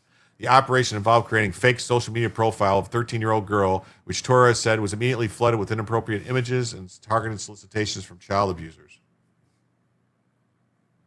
The civil trial centered on allegations that Meta violated state consumer protection law and misled New Mexico residents about the safety of its platforms. During closing statements, Linda Singer, attorney representing New Mexico, urged jurors to impose a civil penalty that could exceed $2 billion. The jury ultimately determined that Meta should pay $375 million based on the number of violations found.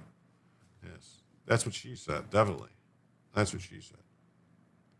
In a statement to Breitbart News, Meta spokesperson wrote, "We respectfully disagree with the verdict and will appeal."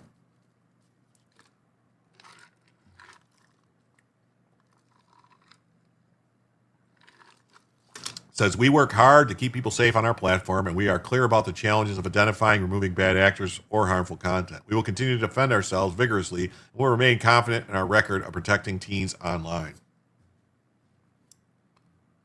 Yeah, Joe, and we thought T1 was the shit. Yeah, I remember I had a T1 line when it first came out, then I had a T3 line. And I thought that was the shit. And then when the cable, I remember when Comcast first launched their cable internet service, it was wide open. There wasn't any limits on it. And you could get speeds like it was in Chicago. You could get speeds like I was getting 350, 450 megabits up and down on Comcast cable, just a cable modem, direct to a laptop, man. And then like within less than a year, they started going and they cranked it way down. Like, oh no, you can't go that fast. We're going to charge you depending on how fast you want to go. It was nuts. Attorney General Torres celebrated the verdict as a landmark achievement. The jury's verdict is a historic victory for every child and family who has paid the price for Meta's choice to put profits over kids' safety. Meta executives knew their product harmed children, disregarded warnings from their own employees, and lied to the public about what they knew. Today, the jury joined families, educators, and child safety experts in saying enough is enough. 8 is enough. That's what they say. The legal proceedings are not yet complete. A second phase of the trial, scheduled to be on May 4th, will be conducted without a jury. During this phase, a judge will determine whether Meta created a public nuisance and whether the company should be required to fund public programs designed to address the alleged harms. New Mexico's legal team is also pushing for Meta to implement specific changes to a platform, including effective age verification systems, removal of predators, and protection of minors from encrypted communications that could shield bad actors.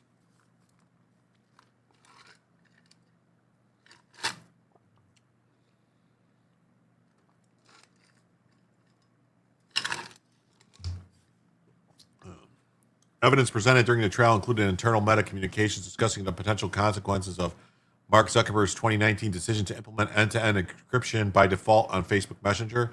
According to prosecutors, internal messages from Meta employees addressed concerns that this encryption would impact the company's ability to report approximately 7.5 million instances of child sex abuse material to law enforcement.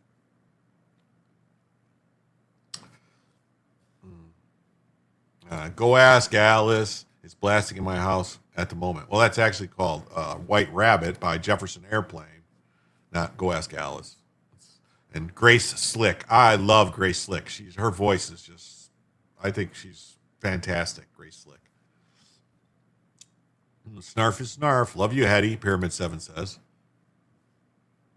Go Ask Alice when she's 6 feet tall. Or 10 feet tall. I don't know. The New Mexico Attorney General's office also filed a similar child exploitation lawsuit against Snap in 2024, which is currently in discovery stages.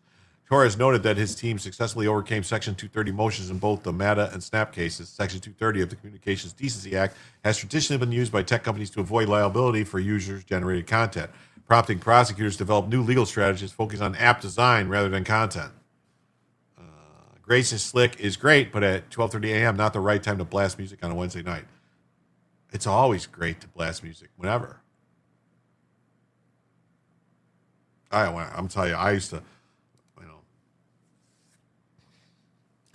to be a real turd back in the day when I was in my bar hopping days. I would come home at 2, 3 in the morning and crank up my stereo to like loud and obnoxious playing like Black Sabbath, like War Pigs or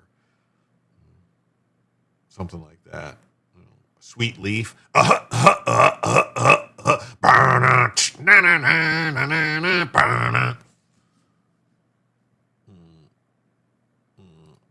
a fan hubby for 30 years and counting. It's scaring the kitty. Barnes did another drive-by on Mark Grobert. I wonder when these two will debate. Well, which one are you talking about? Are you talking about Sunday night, or did he do it again? Because Sunday night on Viva's show, it was bad. What he did, he went after Eric Hundley and Grobert on Viva's show. I had Butterfly Garden. It's my heaven on earth.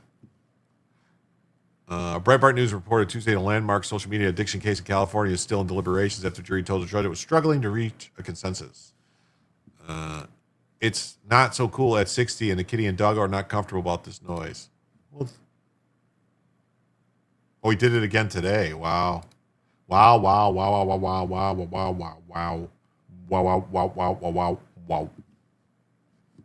Crazy. I don't know what Barnes' issue is, man, but he's going to alienate other people that he thought were friends. You can't treat, friends like this. Epoch Times just says jury orders Meta to pay $375 million. Post Millennial says Meta ordered to pay $379 million for not protecting minors from predators online. All right. Now we got another story. Your two favorite commies. I hate the personality wars. Yeah, it's nuts. A sailor that doesn't swear is more concerning.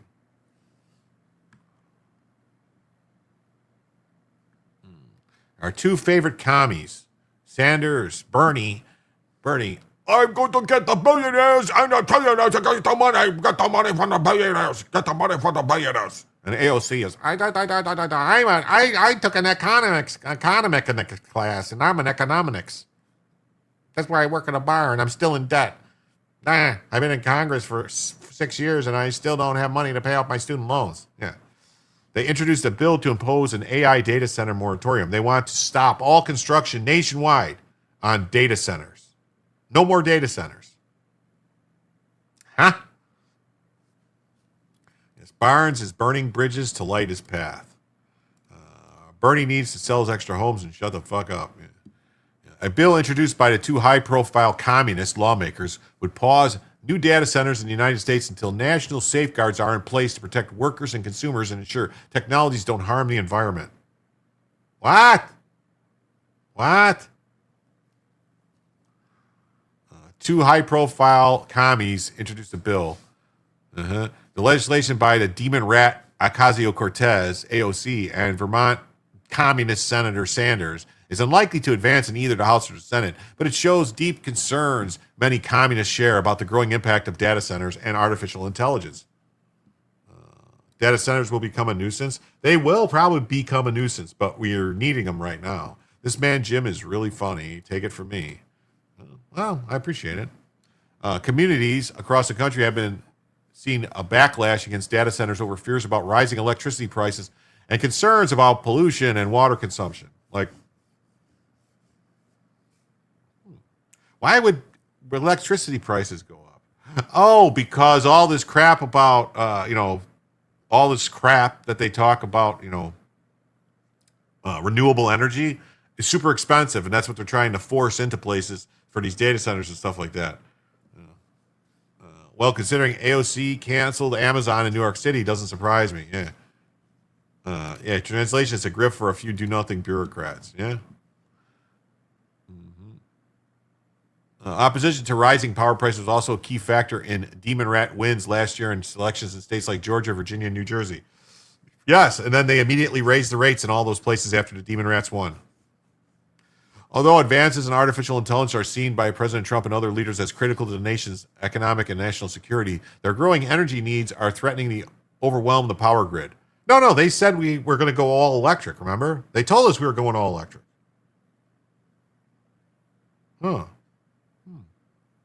They said we were going all electric cars. They want to get rid of all the natural gas and all the other stuff in your house. They want everything electric. No more fuels. Everything electric. That's what they want. I have to leave the keyboard and lead a 130-pound dog and little kitty up to bed. The music has them very nervous. Going solar. Yeah. Not with the TVA, Tennessee Valley Authority. They have nuke power and hydropower. That's what the Tennessee Valley Authority, right? That's what TVA means? Or is that the Time Variance Authority from that Loki is in charge of?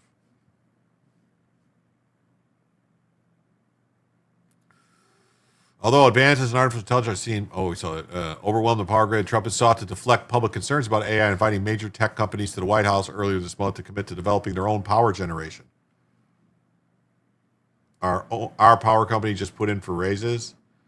My eldest son is writing code and creating programs. The other day he said, "Mom, don't you remember you taught me how to write HTML and JavaScript when I was 10? That was 1999. I hope he succeeds." Me too. Tennessee, yes, the Tennessee Valley Authority. Okay. I didn't know if you meant the Time Variance Authority. It says, I'll be listening and hoping y'all can get us up to the first extra hour, only 51 away. Yes, only 51 away. Actually, no, we're not only 51 away. We are, oh my God, I screwed up. I did not fix the banner. I am a dummy. Jim is dummy. We are only 45 away. Just 45 away. Jim is dummy. I did not fix the banner. We were only 45 away from the first extra hour. We had a gifted membership by SB Farmer, and then a gifted membership by Spuds. And then a gifted membership by Spuds. And then Doc, I'm sorry. Yes. And then a 10 spot from Fletcher Boy. And then Joe's $2. Yes. So I screwed up. My bad. I forgot to do it. I didn't correct it. I did not correct it.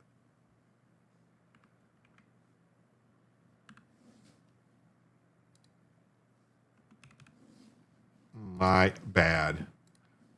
My bad. Mm-hmm. Wait, Jim, how do we have Bella and it's still $1 for Bellavision? Did I miss an update? I missed an update. I'm sorry, you were busy. Yeah, I missed an update. Stupid is as stupid does. I'm waiting for the proof of concept test flights for the orbital data centers.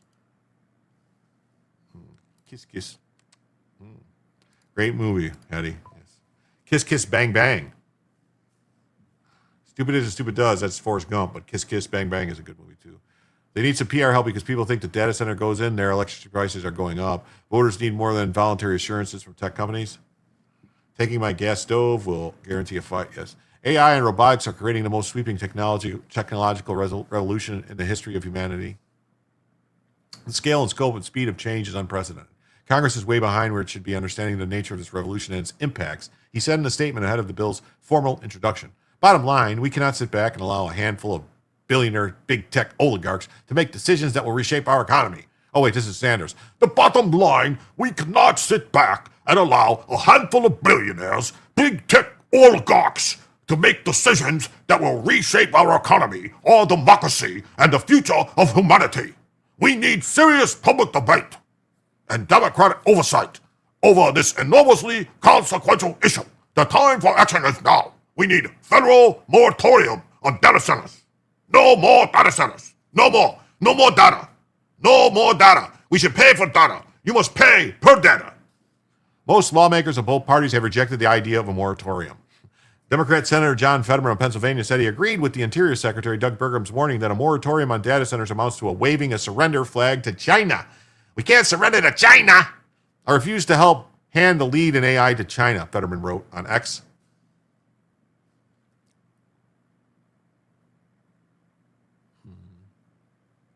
The White House said last week that Congress should preempt state AI laws and it views it as too burdensome, laying out a broad framework for how it wants Congress to address the concerns about AI without curbing growth or innovation in the sector. Guarantee Bernie gets a sweetheart deal on the data center stocks and changes his mind. Yeah, him and AOC are just angling for someone to pay him. That's all they're doing for. That's all they're doing. That's all they're doing. All they're doing. Do. That's all they're doing. All they're doing, all they're doing.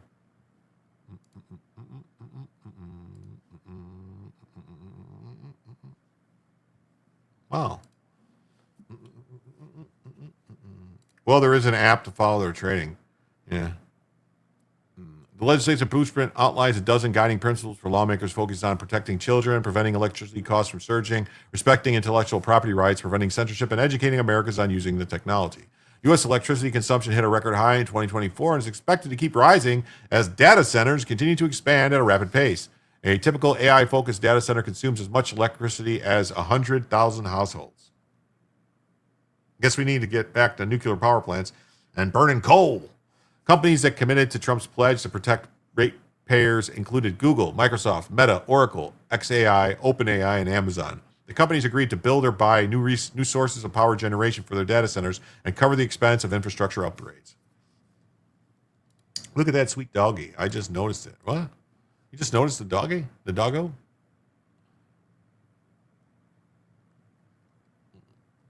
So that's that story. Yeah, I thought it's a good story. I thought everyone would like to see it. The same thing from the Hill just says, Sanders and Ocasio-Cortez unveil bill to halt data center construction. Like, fucking communists, man. These are fucking communists. Maybe they might be getting paid directly from China to do this. This might be China, because CCP's commie, they're commies. Maybe their commie buddies are paying them. Maybe their commie buddies are paying them to do this. Then we got this story, which I thought was funny. It says, a demon rat lawmaker asked judge to take Trump's name off the Kennedy Center. Yeah, this guy went crying. Went crying to the fucking judge. Trump's name's on there. Take Trump's name off. Take Trump's name off. A bunch of babies. Yes, it's the commies. It's the commies. It's always the commies. It's always the commies. It says the Donald Trump and John F. Kennedy Memorial Center of Performing Arts. Sanders had his honeymoon in Moscow, if I recall correctly. Yes, in Moscow, when it was the Soviet Union. What kind of union? Soviet Union.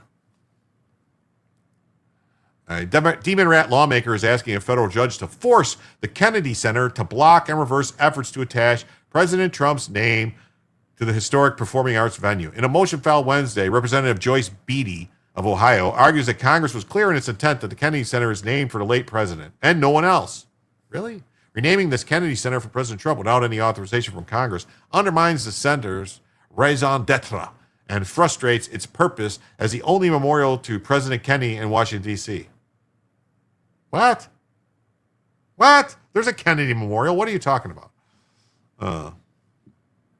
Trump's handpicked board of directors voted in December to rename the venue as the Trump Kennedy Center, arguing the current president deserved the recognition for his efforts to renovate the institution. But the move immediately drew protests from demon rats and some of the Kennedy family, along with questions from scholars and historians about whether the move was legally permissible. Yep. F me in Siberia. Beatty's motion argues that the lawmakers have made clear at various points throughout the Kennedy Center's history that no other name should appear on the building.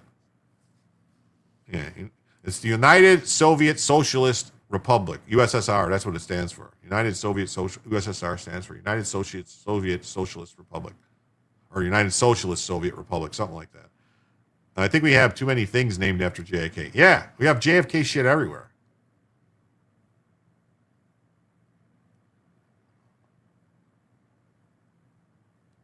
Congress was particularly sensitive that no other names appear on the center's exterior walls other than the sign is designed designating the institution as a memorial for President Kennedy.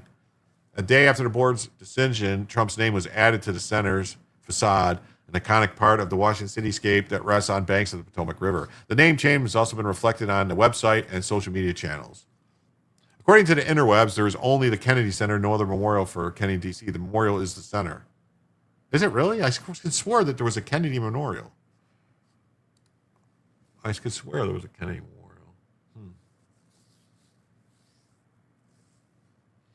The Union of Soviet Socialist Republics? Is it the Union? I thought it was the United Soviet Social Republic.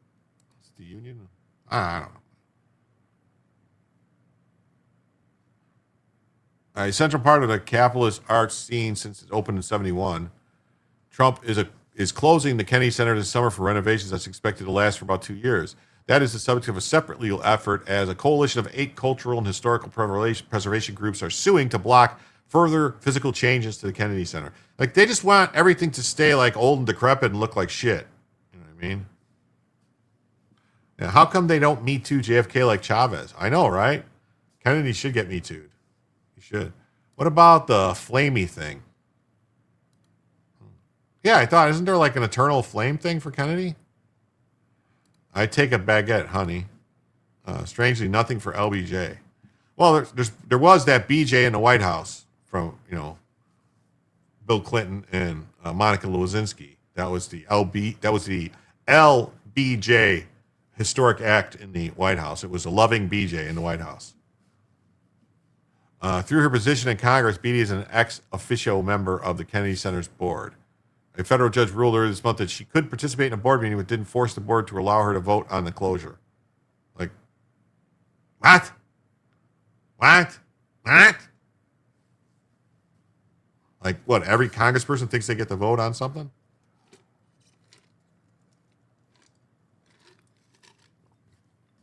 All right. Eternal Flame is a grave site, not a memorial site. Oh. So it's not the grave is not a memorial? Isn't that what a memorial is called? Jumbo did have a reputation. Yes, he did. Yes, he did. Yeah. Democrat lawyer asked judge to take Trump's name down. Take that name down. Take that name down. Take that name down. Then this is some bad news. Just some bad news here. Demon rats score upset victories in 2 special elections in GOP stronghold. LBJ was a horrible POTUS. Yes, he was. Yes, he was. Florida Demon Rats secured a pair of special election victories on Tuesday. Demon Rat Emily Gregory defeated Republican John Maples in a special election in Florida House District 87, a Palm Beach area district that includes Mar-a-Lago. One in Florida, Jim.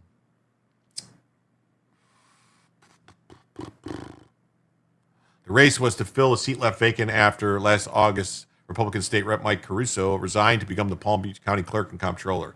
Trump carried this district by 11 points in 2024. Tonight has seen several close elections in the Florida State House District 87, home to Mar-a-Lago. Trump, this guy was defeated by like a couple hundred votes, I think.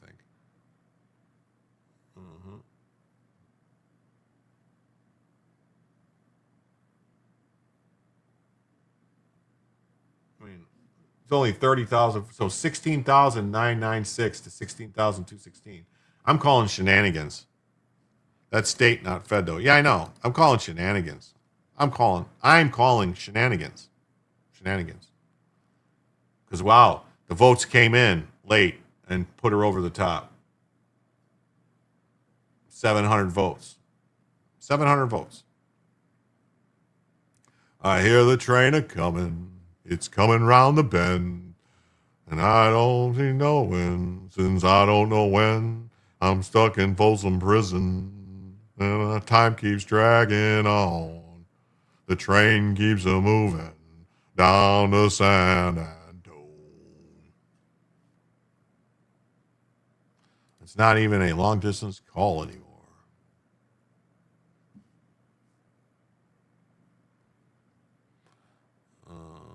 Ballot box battle was one of three special legislative elections being held in GOP-dominated Florida on Tuesday. Republicans vote for president and think that's all we need. Dump's just dumb. San Antonio. All these goons about to be held accountable. Good. I hope so. Hold them all accountable.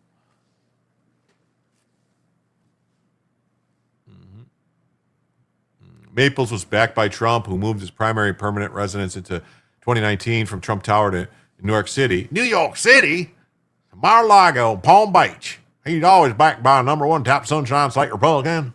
And it's very important these days to be top of on 2 days, 24th for Florida State Director of Palm Beach County. John Maples had my complete total endorsement. President wrote in a social media post. The 43-year-old Maples. Now I was wondering, Trump was married to a Marla Maples. Are they related in any way? Is this John Maples and Marla Maples related? That's a joke. If you've seen them, you'd know that's a joke. Thank you, everybody. I'm Johnny Cash. We're going to Jackson Town. Have to worry about the Ring of Fire. Or Ghost Riders in the Sky. Gregory, a 40-year-old Army spouse, owns and runs a Jupiter-based fitness center for pregnant and postpartum women. Wow. The first-time candidate made affordability, increasing public education, tackling rising property insurance and housing costs, and access to health care, key parts of her campaign. Well, we got married in a fever. Maples was the favorite heading into the special election thanks to his fundraising advantage in the district. Trump carried the district by 10 points, and Caruso won re-election by 19 points. It says, Third Railify has rated the stream. Third Railify has rated the stream. Ring, ring, ring, ring, ring. Thank you, thank you, thank you. Donald Trump carried the seat by 7 points in 2024, decision does say. So what is it? He carried by 7 or 24? This is saying Trump carried it by 11 points. This says Trump carried it by 7 points. Which is it? Make up your mind. Are they lying? My mother was born in upstate New York, but worked in a big city. But my father was from Gray Ridge, Missouri. What a crazy mix. Dual Helix says, hey-yo. What's this? 999 super sticker from Rudd. Thank you, Rudd. That's raid. Thank you so much for the raid. Greatly appreciated. Yes. Raid. Thank y'all. With that 10, that means we are now just $35 away from adding the first additional hour of the show. Thank you so much. Hey, what's up, Cool Pub? Hi, how you doing? Great to see you. Rated. Thank you. Yep, that's my Bella. Hey, Elemental, what's up? Good, Jim and Chad. What's up, buddy? How you doing? Nice to see you. In the state Senate, 14, Brian Nathan leads Republican Josie Tomkow by around 600 votes, with almost all votes counted. Trump carried the seat by 7 points. It's really weird, right? Florida Lieutenant Governor Jay Collins, now a candidate for governor, held the seat before he was tapped by Florida Governor Ron DeSantis to serve as his second in command.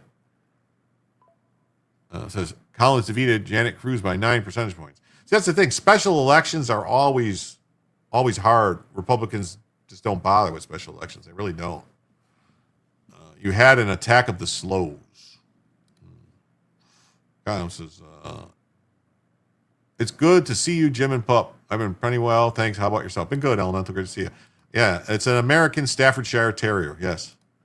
Cassandra Rumble says, Rage, third ratified. Thank you, Sean and Gina. Good to see you all. Smash that like button. Yes, thank you so much. Yeah, she is an American Staffordshire Terrier. Red nose. So there's that story. OAN, Florida Dems flip Mar-a-Lago District blue in special election. Ugh. I can show a picture of the guy that lost. Yeah, look at here's John Maples, the guy that lost. What do you know? Bunch of racists down there, and them damn racists down in Mar-a-Lago wouldn't vote for a black man. Bunch of racists. Wow. I guess if you don't vote for the black man, you ain't black. I guess there's not a lot of black people there, maybe, or maybe Democrats are racist against black people. You had one for 19 years. Wow, that's a long time. Salty C says, when I asked my now late sweetheart, what kind of music do you want to hear? I could bring up anything. She said, Johnny Cash. I instantly knew he was a rebel. Yes, indeed. If you live in Palm Beach region and you aren't sure about your district, find out here. Trump described Maples as known and loved in Palm Beach County. He's the support of several allies in the area. His campaign focused on cutting taxes and government spending, reducing regulations, promoting private sector job growth, and expanding school choice policies. Gregory, a 40-year-old small business owner and first-time candidate, has framed her campaign around public school funding. So it's, no, we don't want choice. We want to just give more money. No. Give more money. Healthcare access. Okay. What are you talking about? Are you talking about abortion? It's probably talking about abortion. And other economic pressures for local families. The Demon Rat campaign focused on issues like insurance premiums. What? What does the state have to do with insurance premiums? Black Republicans lose their black card. Property taxes and broader cost of living pressures. Trump's involvement in the election, Gregory stated, has impacted people's interest in talking to me about it. He is a constituent, but I am more focused on 115,000 voters. Wow, so there's 115,000 voters, and each of them had 16,000 votes or something like that, 15,000 votes. It was really close. We're now gearing up to carry our momentum to Trump's own backyard. Okay. In a true social post, Trump guided voters to a campaign website. Ask your next state representative. John will fight tirelessly to grow the economy, cut taxes and regulations.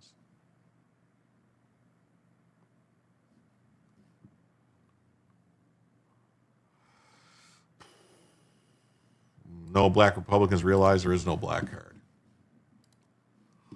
Ooh. Same thing out of the New York Post. It says Democrat Emily Gregory flips long-held Florida GOP House seat. It'll be back. It'll be back in November. Supreme Court sides with internet. Oh, here we go. Next story. Here we go. Supreme Court sides with internet service provider Cox in fight with record labels over pirated music. Yes, make sure you click the like, follow, and share, and repost. The best way to support Jim tells you. That's right. The vet didn't believe you. Yawn, exactly. It's only money, no tax on tips. That's right. Did you burp? Did I burp? I don't think I burped. Burp.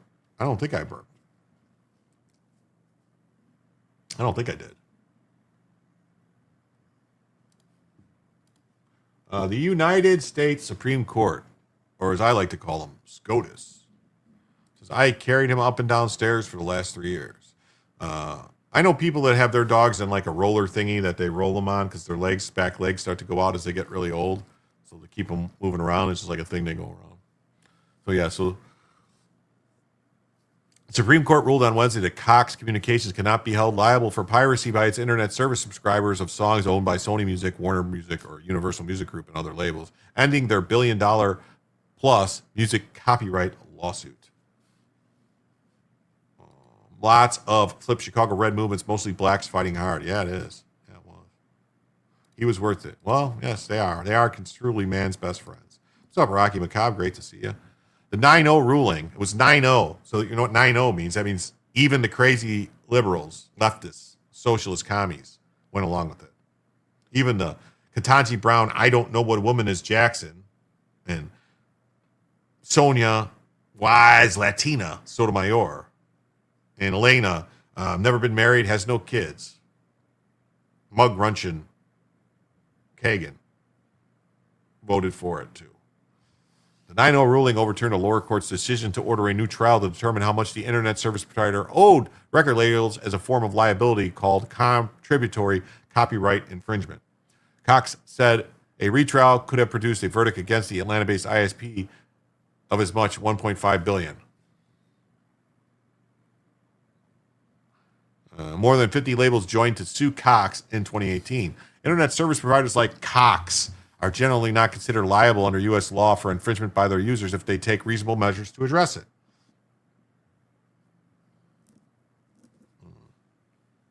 Would love you to cover some of those folks from your old town. They show passion. I have covered them. I show them whenever I see the videos of the people at the, especially at the city hall when they start going at Brandon Johnson. You know, we coming for them seats, Brandon Johnson. We coming for them seats. I've covered those.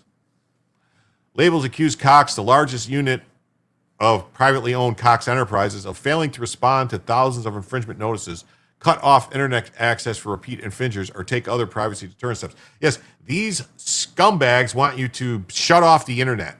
They want to shut off the internet to people who they say violated their copyright. What? Yes, only freaking music labels can make me root for cable companies. Glucosamine supplements help. Jim, you are funny.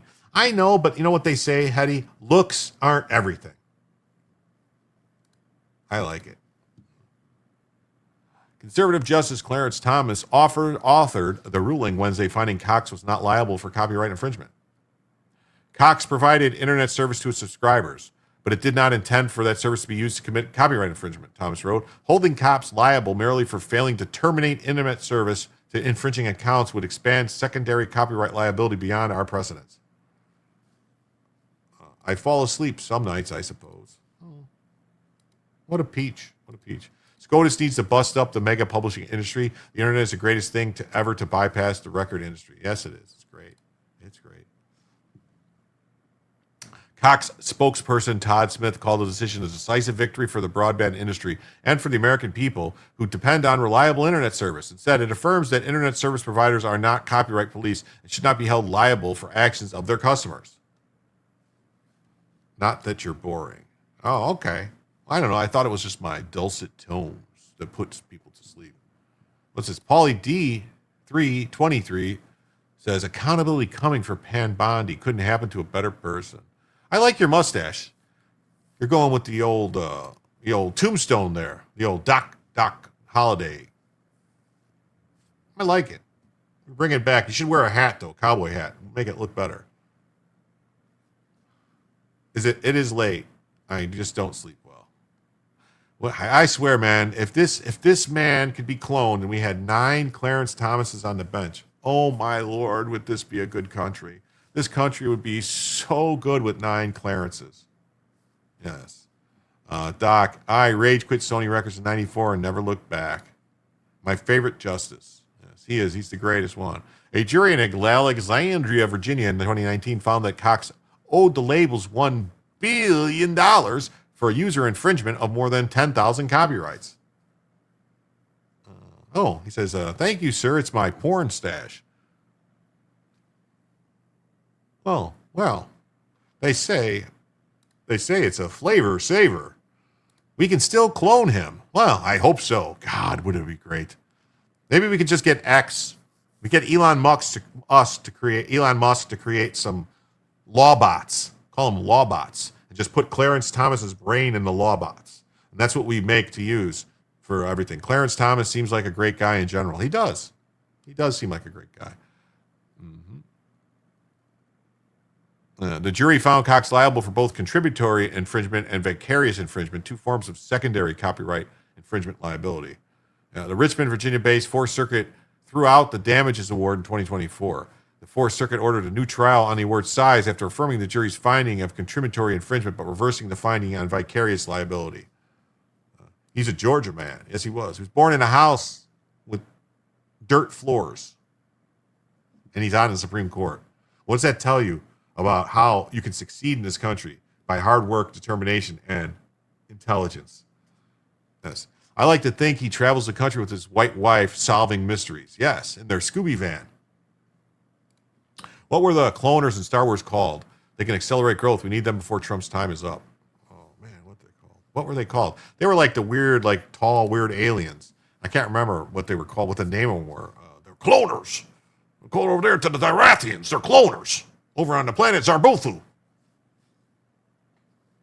I just made that all up. That's not the terms, but I was talking like that's a guy that what's his face, that a young Obi-Wan Kenobi went to see to find the name of him. Vicarious infringement involves holding parties liable for someone else's infringement because they had an ability to control the infringement and benefited financially from it. Vicarious infringement, that sounds 100% like bullshit. Yes, it was. Yes, it was. The whole case was bullshit. Clone troopers, yes. But I can't remember the name of the aliens, the planet. It was like this planet, and the guy was like, oh, they're cloners. You got to go see them, yes. And they say, oh, they were like, oh, thank you, Obi-Wan, Master Kenobi. Master Zententu came through here many years ago. Master Cypher Diaz, that was his name. Cypher Diaz came through many years ago and improved the clone army. Search assistant to clone planet was Camino, known for its vast oceans and slit-mounted cities where the Communians specialize in cloning. Yeah, Camino. Caminoans. Yeah. And the diner dude was Dex. Yeah. The Caminoans. All right, okay. The Caminoans, the Caminos. Go to the planet of Camino. Yes, they're cloners. Yeah, see? Cox said his stance would threaten to cut off access for thousands of innocent internet users, including the entire households, coffee shops, hospitals, universities, and others, merely because some unidentified person was previously alleged to have used the connection to infringe.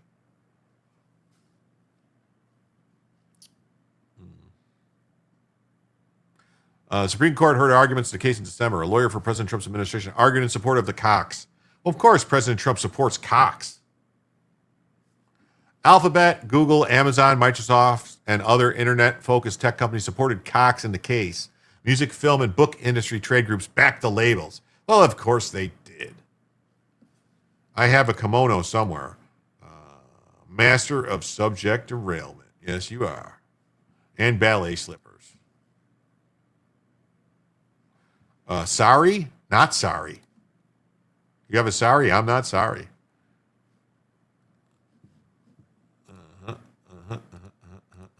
Supreme Court rules Cox is not liable. Supreme Court backs Cox in fight over... Oh, so they got in a cockfight. Supreme Court backs the cockfight in pirated music.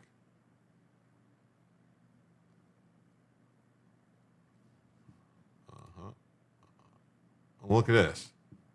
The Justice Department reaches a financial settlement with former Trump advisor Michael Flynn. Admiral Lieutenant General Flynn. Thank you.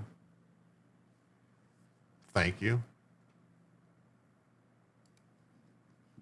Oh, wait. This is some of the people talking about the stuff. You guys want to watch a little of these crazy people talk about the verdict handed down in the Meta trial? What do you say? What do you say? Yep. Families who have lost children to the influence of social media believe this verdict is just the beginning. Stop blaming the parents. Yes, the parents want you to know to stop blaming the parents. The parents want you to know it's not their fault. It wasn't my fault. It wasn't my fault I didn't watch my kid. It wasn't my fault I didn't pay attention. It wasn't my fault I gave the kid a fucking tablet at 3 years old. It wasn't my fault. No, it wasn't my fault. It wasn't my fault I put YouTube on and just let it play Ms. Rachel for hours on end. No, not my fault. Not my fault at all. You have zero info on this shit. Yeah. It's on you. And this is what this is showing today. Enough is enough. Meta's loss here in LA comes less than 24 hours after a separate jury in New Mexico found that Meta also violated consumer protection laws in that state. Whatever. Why is this not going away?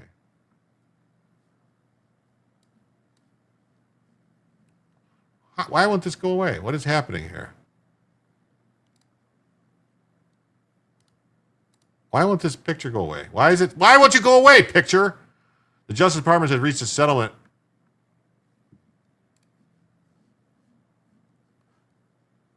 with former Trump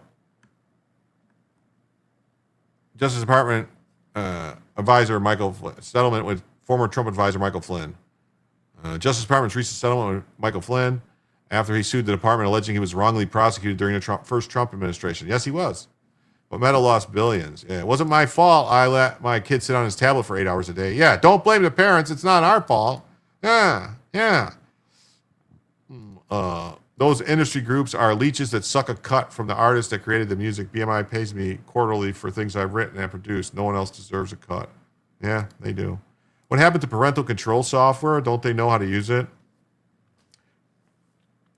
You should be setting, like, all your routers have a setting where you can, your kids' devices, you can say it's only works from this time to this time, no internet connection. I mean, you could do all types of stuff like that. There's ways to do it. There are ways to make them stop. The retired 3-star general sued the Justice Department in 2023 for $50 million, alleging the government improperly and politically targeted him because of his association with President Trump's campaign and position in the White House. Flynn had been charged with making false statements to the FBI during an interview. President Trump has repeatedly defended Flynn as an innocent man who was unfairly targeted by rogue FBI agents. The president has long derided a hoax of the Russia hoax. President Trump pardoned Flynn in 2020 after he pleaded guilty to lying to the FBI. He admitted guilt in December 2017 and agreed to cooperate with the late special counsel Robert Mueller, who handled the Russia probe, and then again in December 18 to making false statements to federal investigators about his contacts with former Russian ambassador Sergei Kislyak. But Flynn asked to withdraw his guilty plea in January 2020 and accused the government of bad faith, vindictiveness, and breach of plea agreement. The Justice Department then moved to dismiss his case in May 2020, arguing that the continued prosecution would not serve the interests of justice. The move kicked off a fight whether the case should be dropped, eventually ended after Flynn was granted clemency by President Trump in the final week of his term. An early supporter of Trump's bid for the White House in 2016, Flynn would go on to serve less than a month as his national security advisor before he was fired for lying to Vice President Mike Pence about his contacts with Kislyak. Pence was a liar. Pence was the rat. Pence was the scumbag traitor.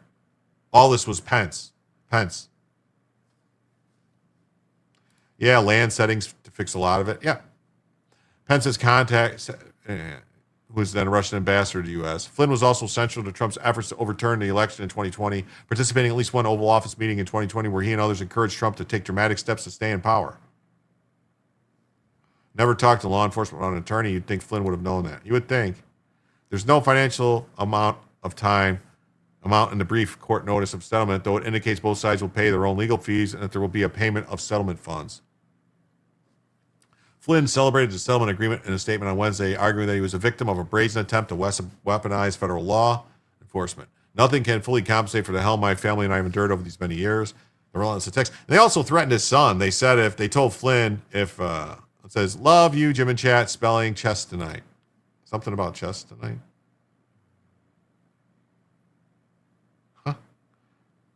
Don't be a girl.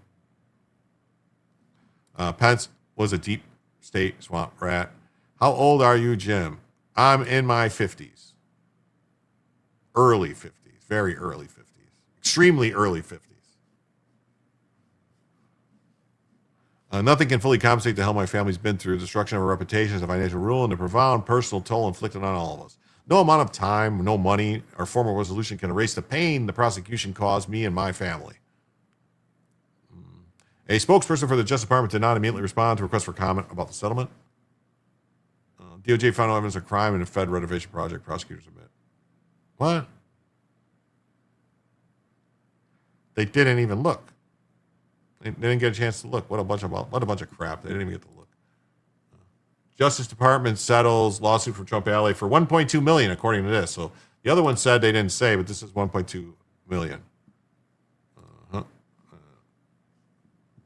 We got this story. It says alleged narco-terrorist killed by U.S. forces strike suspected drug trafficking vessel in the Caribbean.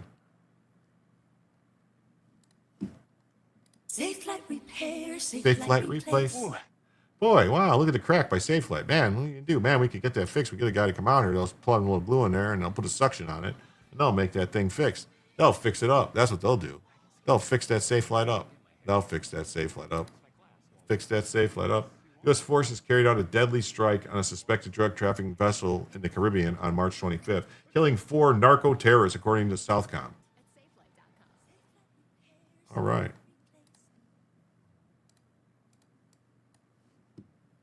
Wow, ready. Boom! Let's watch that again. Boom! Boom! Boom! Boom! Boom! Boom! That's crazy. I don't think there's anything left of that boat. I'll have to say, I don't think there's anything left of that boat. I really don't think there's anything left of that boat. On March 25th, at the direction of Southcom, Commander General Francis L. Donovan, Joint Task Force Southern Spear, conducted a lethal kinetic strike on a vessel operated by a designated terrorist organization, Southcom said in a post on act. Hetty, are you crushing on Jim? Pretty hair, too. Great skin. You look awesome. Forgive me. No problem. Safe Flight is good for real. They hooked me up. First ad, I believe. Yeah. What are good sources to track operations in Iran? Is the ceasefire holding? There's not a ceasefire in Iran. I just love people, and I'm a Southern Belle. Well, that's awesome. I've never had automobile glass replaced. Never needed to. Lucky, I guess. I've had tons of glass replaced. I've used Safe Flight. They'll come out. If it's just a crack, they can fill it. They can do a good job. As long as it's not so big. It can't be super big, otherwise they just replace it. But they're a good company to call out. They'll look at it and they can replace, they'll try to fix it on scene or just replace the glass on scene. I've had tons of glass replaced. Applying total systemic friction on cartels. On March 25th, direction of Southcom, they performed a kinetic strike. Intelligence confirmed the vessel was transiting along known narco-trafficking routes in the Caribbean and was engaged in narco-trafficking operations. 4 male narco-terrorists were killed during the action. The strike comes as Southcom warned it is applying total systemic friction on cartels, signaling escalation in U.S. military efforts to disrupt narcotics trafficking networks operating across key maritime corridors.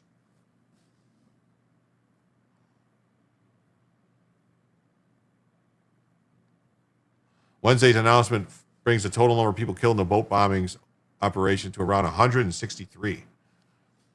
Joe says, okay, Jim, I got to keep working on this network thing, so I have to go to bed. Good night, all. God bless. Bye. Well, thanks, Joe. Thanks for being here. U.S. military has conducted more than 45 strikes across the regions of September. I don't know how much longer. Leaving this on for the view count. Bye. Well, thank you so much. I don't know how much longer we're going to be going because we're already 2 hours and 15 minutes in. And we didn't hit the So I can't believe Joe is still going, man. 4 hours Joe's been going. Wow.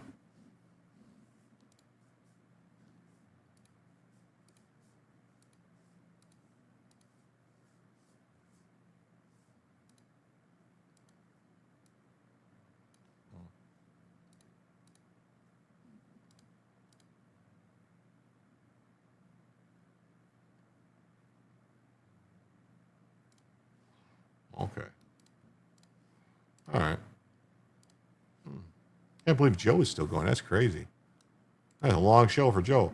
Let's let Jim go to bed. It's extremely late. Yeah. Like I said, I've been lucky. No hail damage, no crazy X damage.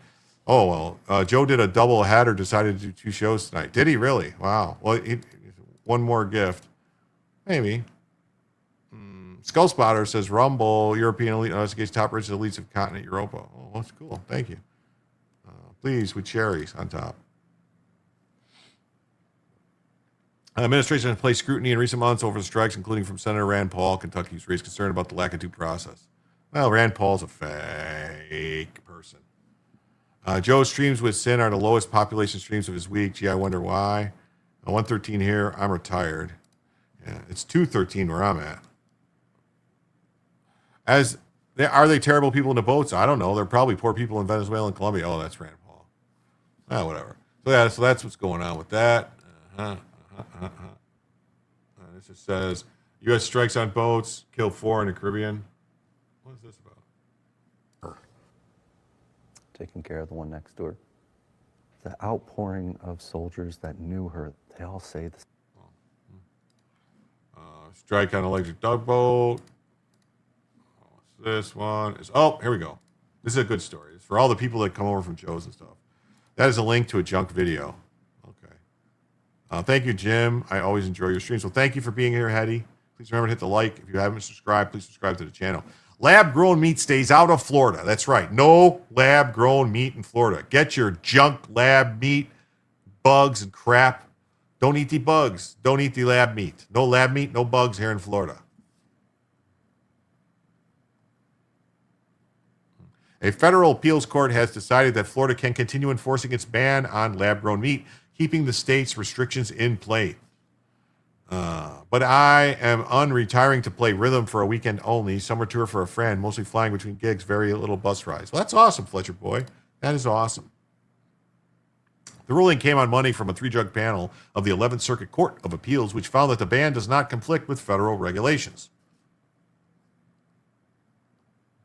In 2024, Governor Ron DeSantis signed legislation to keep lab-grown meat out of Florida. Today, the 11th Circuit Court of Appeals rejected a Berkeley, California-based corporation's challenge to our law. Thank you, Chief Deputy Solicitor General Jason Mulhoff, for arguing this case on behalf of Florida. The case was brought by Upside Foods, a California company that makes cultivated chicken approved for U.S. sale in 2022. The company argued that federal oversight should override Florida's restrictions. But the court said the state law doesn't interfere with federal control over meat production. Doesn't. Each state has their own departments. If you see a product that doesn't or shouldn't contain shellfish, warn of shellfish allergies. It probably contains insects. Most insects cause the same allergies as shellfish. Yes, I know. Stay away from it. Printed chicken. Yes. Yes, grow.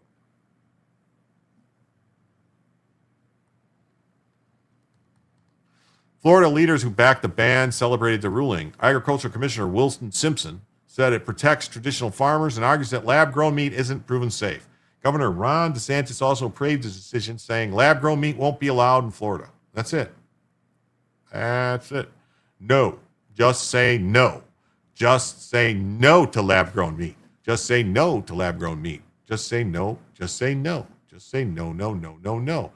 No, no, no, no, no to lab-grown meat.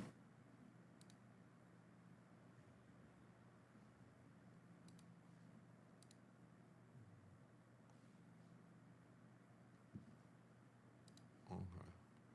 Just say no to Z-bugs. That's right. The law at the center of the case is SB 1084, which took effect July 2024. It bans the manufacture, sale, and distribution of cultivated meat in Florida. The state was the first in the nation to pass such a ban, and 6 states, Alabama, Indiana, Mississippi, Montana, Nebraska, and Texas, have since followed suit. Supporters of cultivated meat argue that these bans block a growing industry, eliminate future jobs, and shut down marketplace competition before the products can gain a foothold. Upside Foods has not said whether it will appeal again. McRib Young. Yeah. Mm-hmm. So that's that. No lab meat.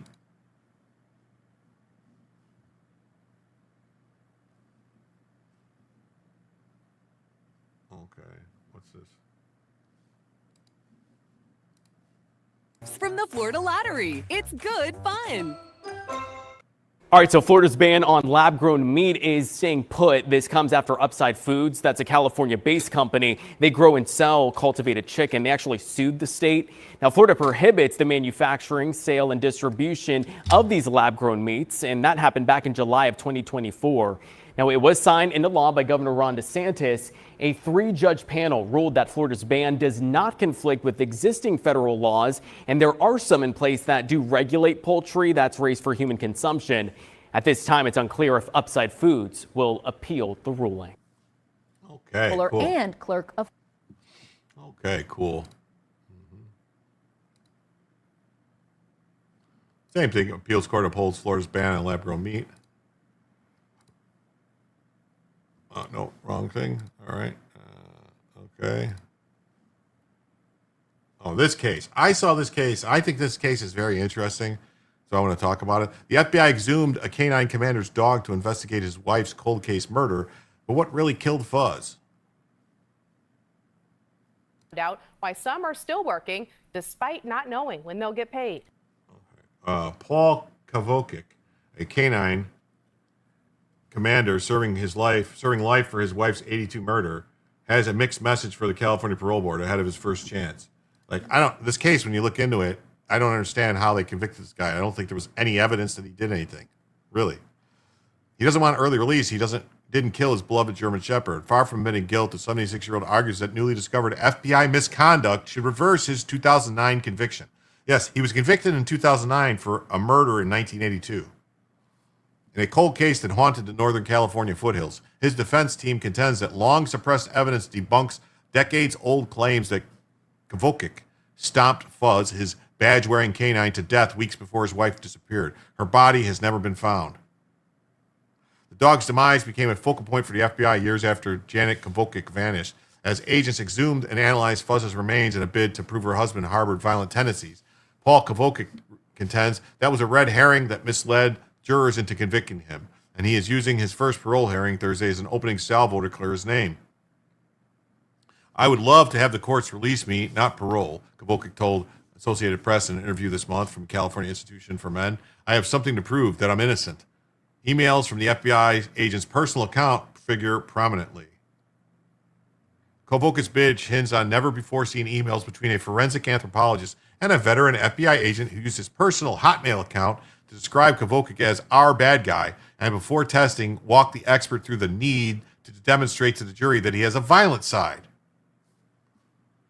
The use of a private email account excluded those emails from FBI servers and what's known as Brady material, potentially beneficial evidence turned over to defense before trial. This is a very important aspect of our case that now retired agent Christopher Hopkins wrote in 2005 about pinpointing Fuzz's cause of death. Only months earlier, local police had asked the FBI to reopen the investigation. So how do they know she's dead? I don't know. Hotmail alone. I don't know. Like, that's it. There's no evidence that he did anything to her. They just basically said, they basically had somebody come out and go, oh, yes, he killed his dog, so he's violent. And they convinced a jury to convict him. Like, how the fuck does a jury convict somebody of murder when they don't have a body, they don't have any blood, they don't have any evidence, they don't have shit. They have nothing to tie him to the disappearance or the murder. It's crazy. The person disappeared in 82, and this guy got convicted in 2009.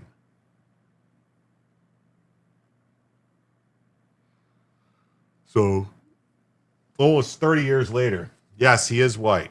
Yes, he is white. FBI has always been an asshole since its inception by the cross-dresser. The FBI declined to comment, but current and former agents told the AP the messages violate bureau policy, which prohibits the use of personal email for government business unless it's specifically exempted for undercover activities. Hopkins, who long worked as a forensic examiner for the FBI, told the AP there was no exculpatory information in those emails. I'm guessing my FBI email had significant restrictions at the time, or I sent these emails when I did not have access to my FBI email. Hopkins wrote in a LinkedIn message, I don't need to defend my actions to you. David Tellman, who prosecuted Kavokic, said the private emails were concerning and could prompt authorities to investigate the integrity of this conviction. But he argued the emails wouldn't have changed the outcome of the 4-month trial that featured 77 witnesses, several of whom described Kavokic's fraught marriage and muted reaction to his wife's disappearance. So that's it. That's all. That's the evidence. He didn't react the way they wanted about the wife's disappearance. They had a muted reaction. He didn't go crazy. He was just like, well, maybe she ran away. I don't know. She threatened to leave. She left. We are not aware of any new facts that have undermined the evidence on these compelling issues. What evidence? Prosecutors are opposing parole, saying he failed to complete the required domestic violence and anger control classes behind bars. Why would an innocent guy have to do that? Search for the missing wife comes up empty. In Auburn, outside Sacramento, the disappearance of Janet Kovic has been described as the case police couldn't forget, steeped in mystery and implicating one of law enforcement's own.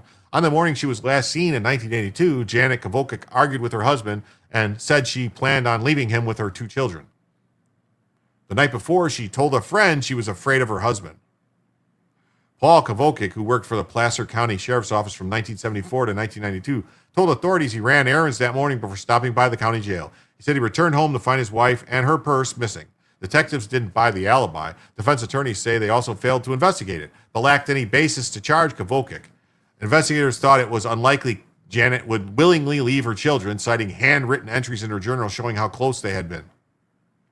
Auburn police and a dozen other agencies spent thousands of hours searching for the missing woman. Authorities offered a $10,000 reward. Law enforcement combed the canyons of the American River and nearby caves. National Guard planes deployed infrared heat-seeking equipment. The FBI dug up a yard using ground-penetrating radar and a tool that emits sonar pulses. And nearly a quarter century after the woman disappeared, the FBI agent repelled Dinah Mineshaft, armed with an underwater camera and what the Bureau described as a human scent vacuum. Years before the victim's disappearance, Hopkins explained in FBI records her husband told two individuals that he could commit the perfect murder by dumping the murdered victim's body down a mine shaft. A big break came in 95, months after a judge declared Kovacic illegally dead, when hikers found a partial skull at the bottom of a dry lake bed. The skull was missing the lower jaw and teeth, but had a hole behind the right ear, and authorities attributed it to a bullet. A prosecutor later described that discovery and DNA testing that linked the skull to Janet Kovacic in 2007 as a set of pure miracles. But then, what's going on? They still haven't proved it's her, though, because she's still missing. Investigators turned to the death of Fuzz.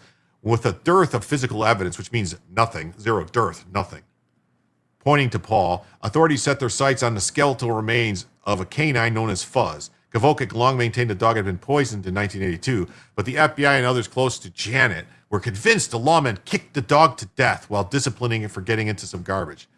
I love that dog. He was a bundle of energy and pure beauty. The FBI exhumed Fuzz's remains, but kept intact by a plastic trash bag in 2005 and sent them to a bone trauma expert for analysis. That's where the agent's private emails become irrelevant. Kovacic's defense team contends the expert couldn't determine what exactly killed the dog in 1982, but found no signs it had been stomped to death. A finding Kovacic's defense team says Hopkins suppressed in his personal emails. The analysis also found an undigested pork rib bone in Fuzz's remains that the defense contends caused the dog's death. I cannot imagine a more clearly documented or egregious Brady violation. Defense attorney Kristen Reed wrote to state prosecutors, the special agent not only suppressed material physical and forensic evidence that could have raised doubt about guilt, he hid proof of actual innocence, helping the real killer escape justice. Kovacic's defense team had urged authorities to investigate whether Janet actually was targeted by the notorious Golden State Killer, Joseph D'Angelo, who patrolled the area around the Kovacic home before he was fired from the Auburn Police Department. D'Angelo crossed paths with Kovacic on a case involving his other canine German Shepherd, Adolf.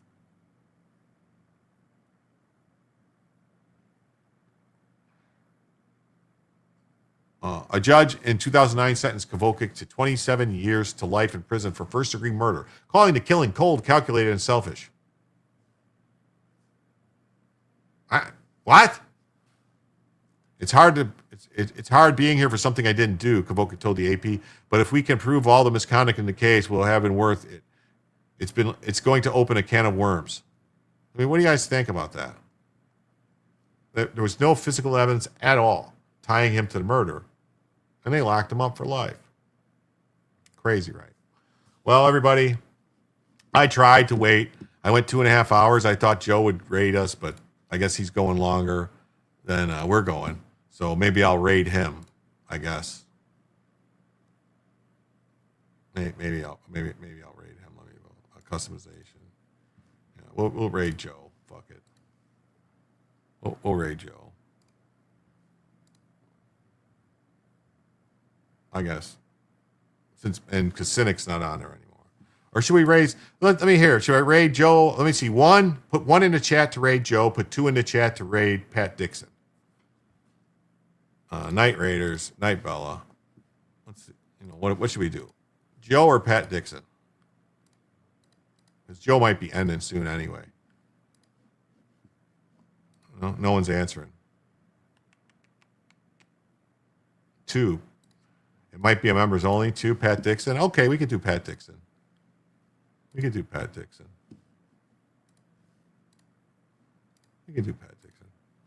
Works for me. All right. Well, I want to thank everybody who was here. Who has fewer viewers? Pat Dixon. I'm going to watch a Brit mystery. All right. I want to thank everybody who was here. Please remember, it depends on what Pat is doing. All right. I want to thank everybody who was here. Please remember to like and subscribe to the channel. I'll see you all tomorrow night. Thank you all. Come on back for Jim to tell you the news.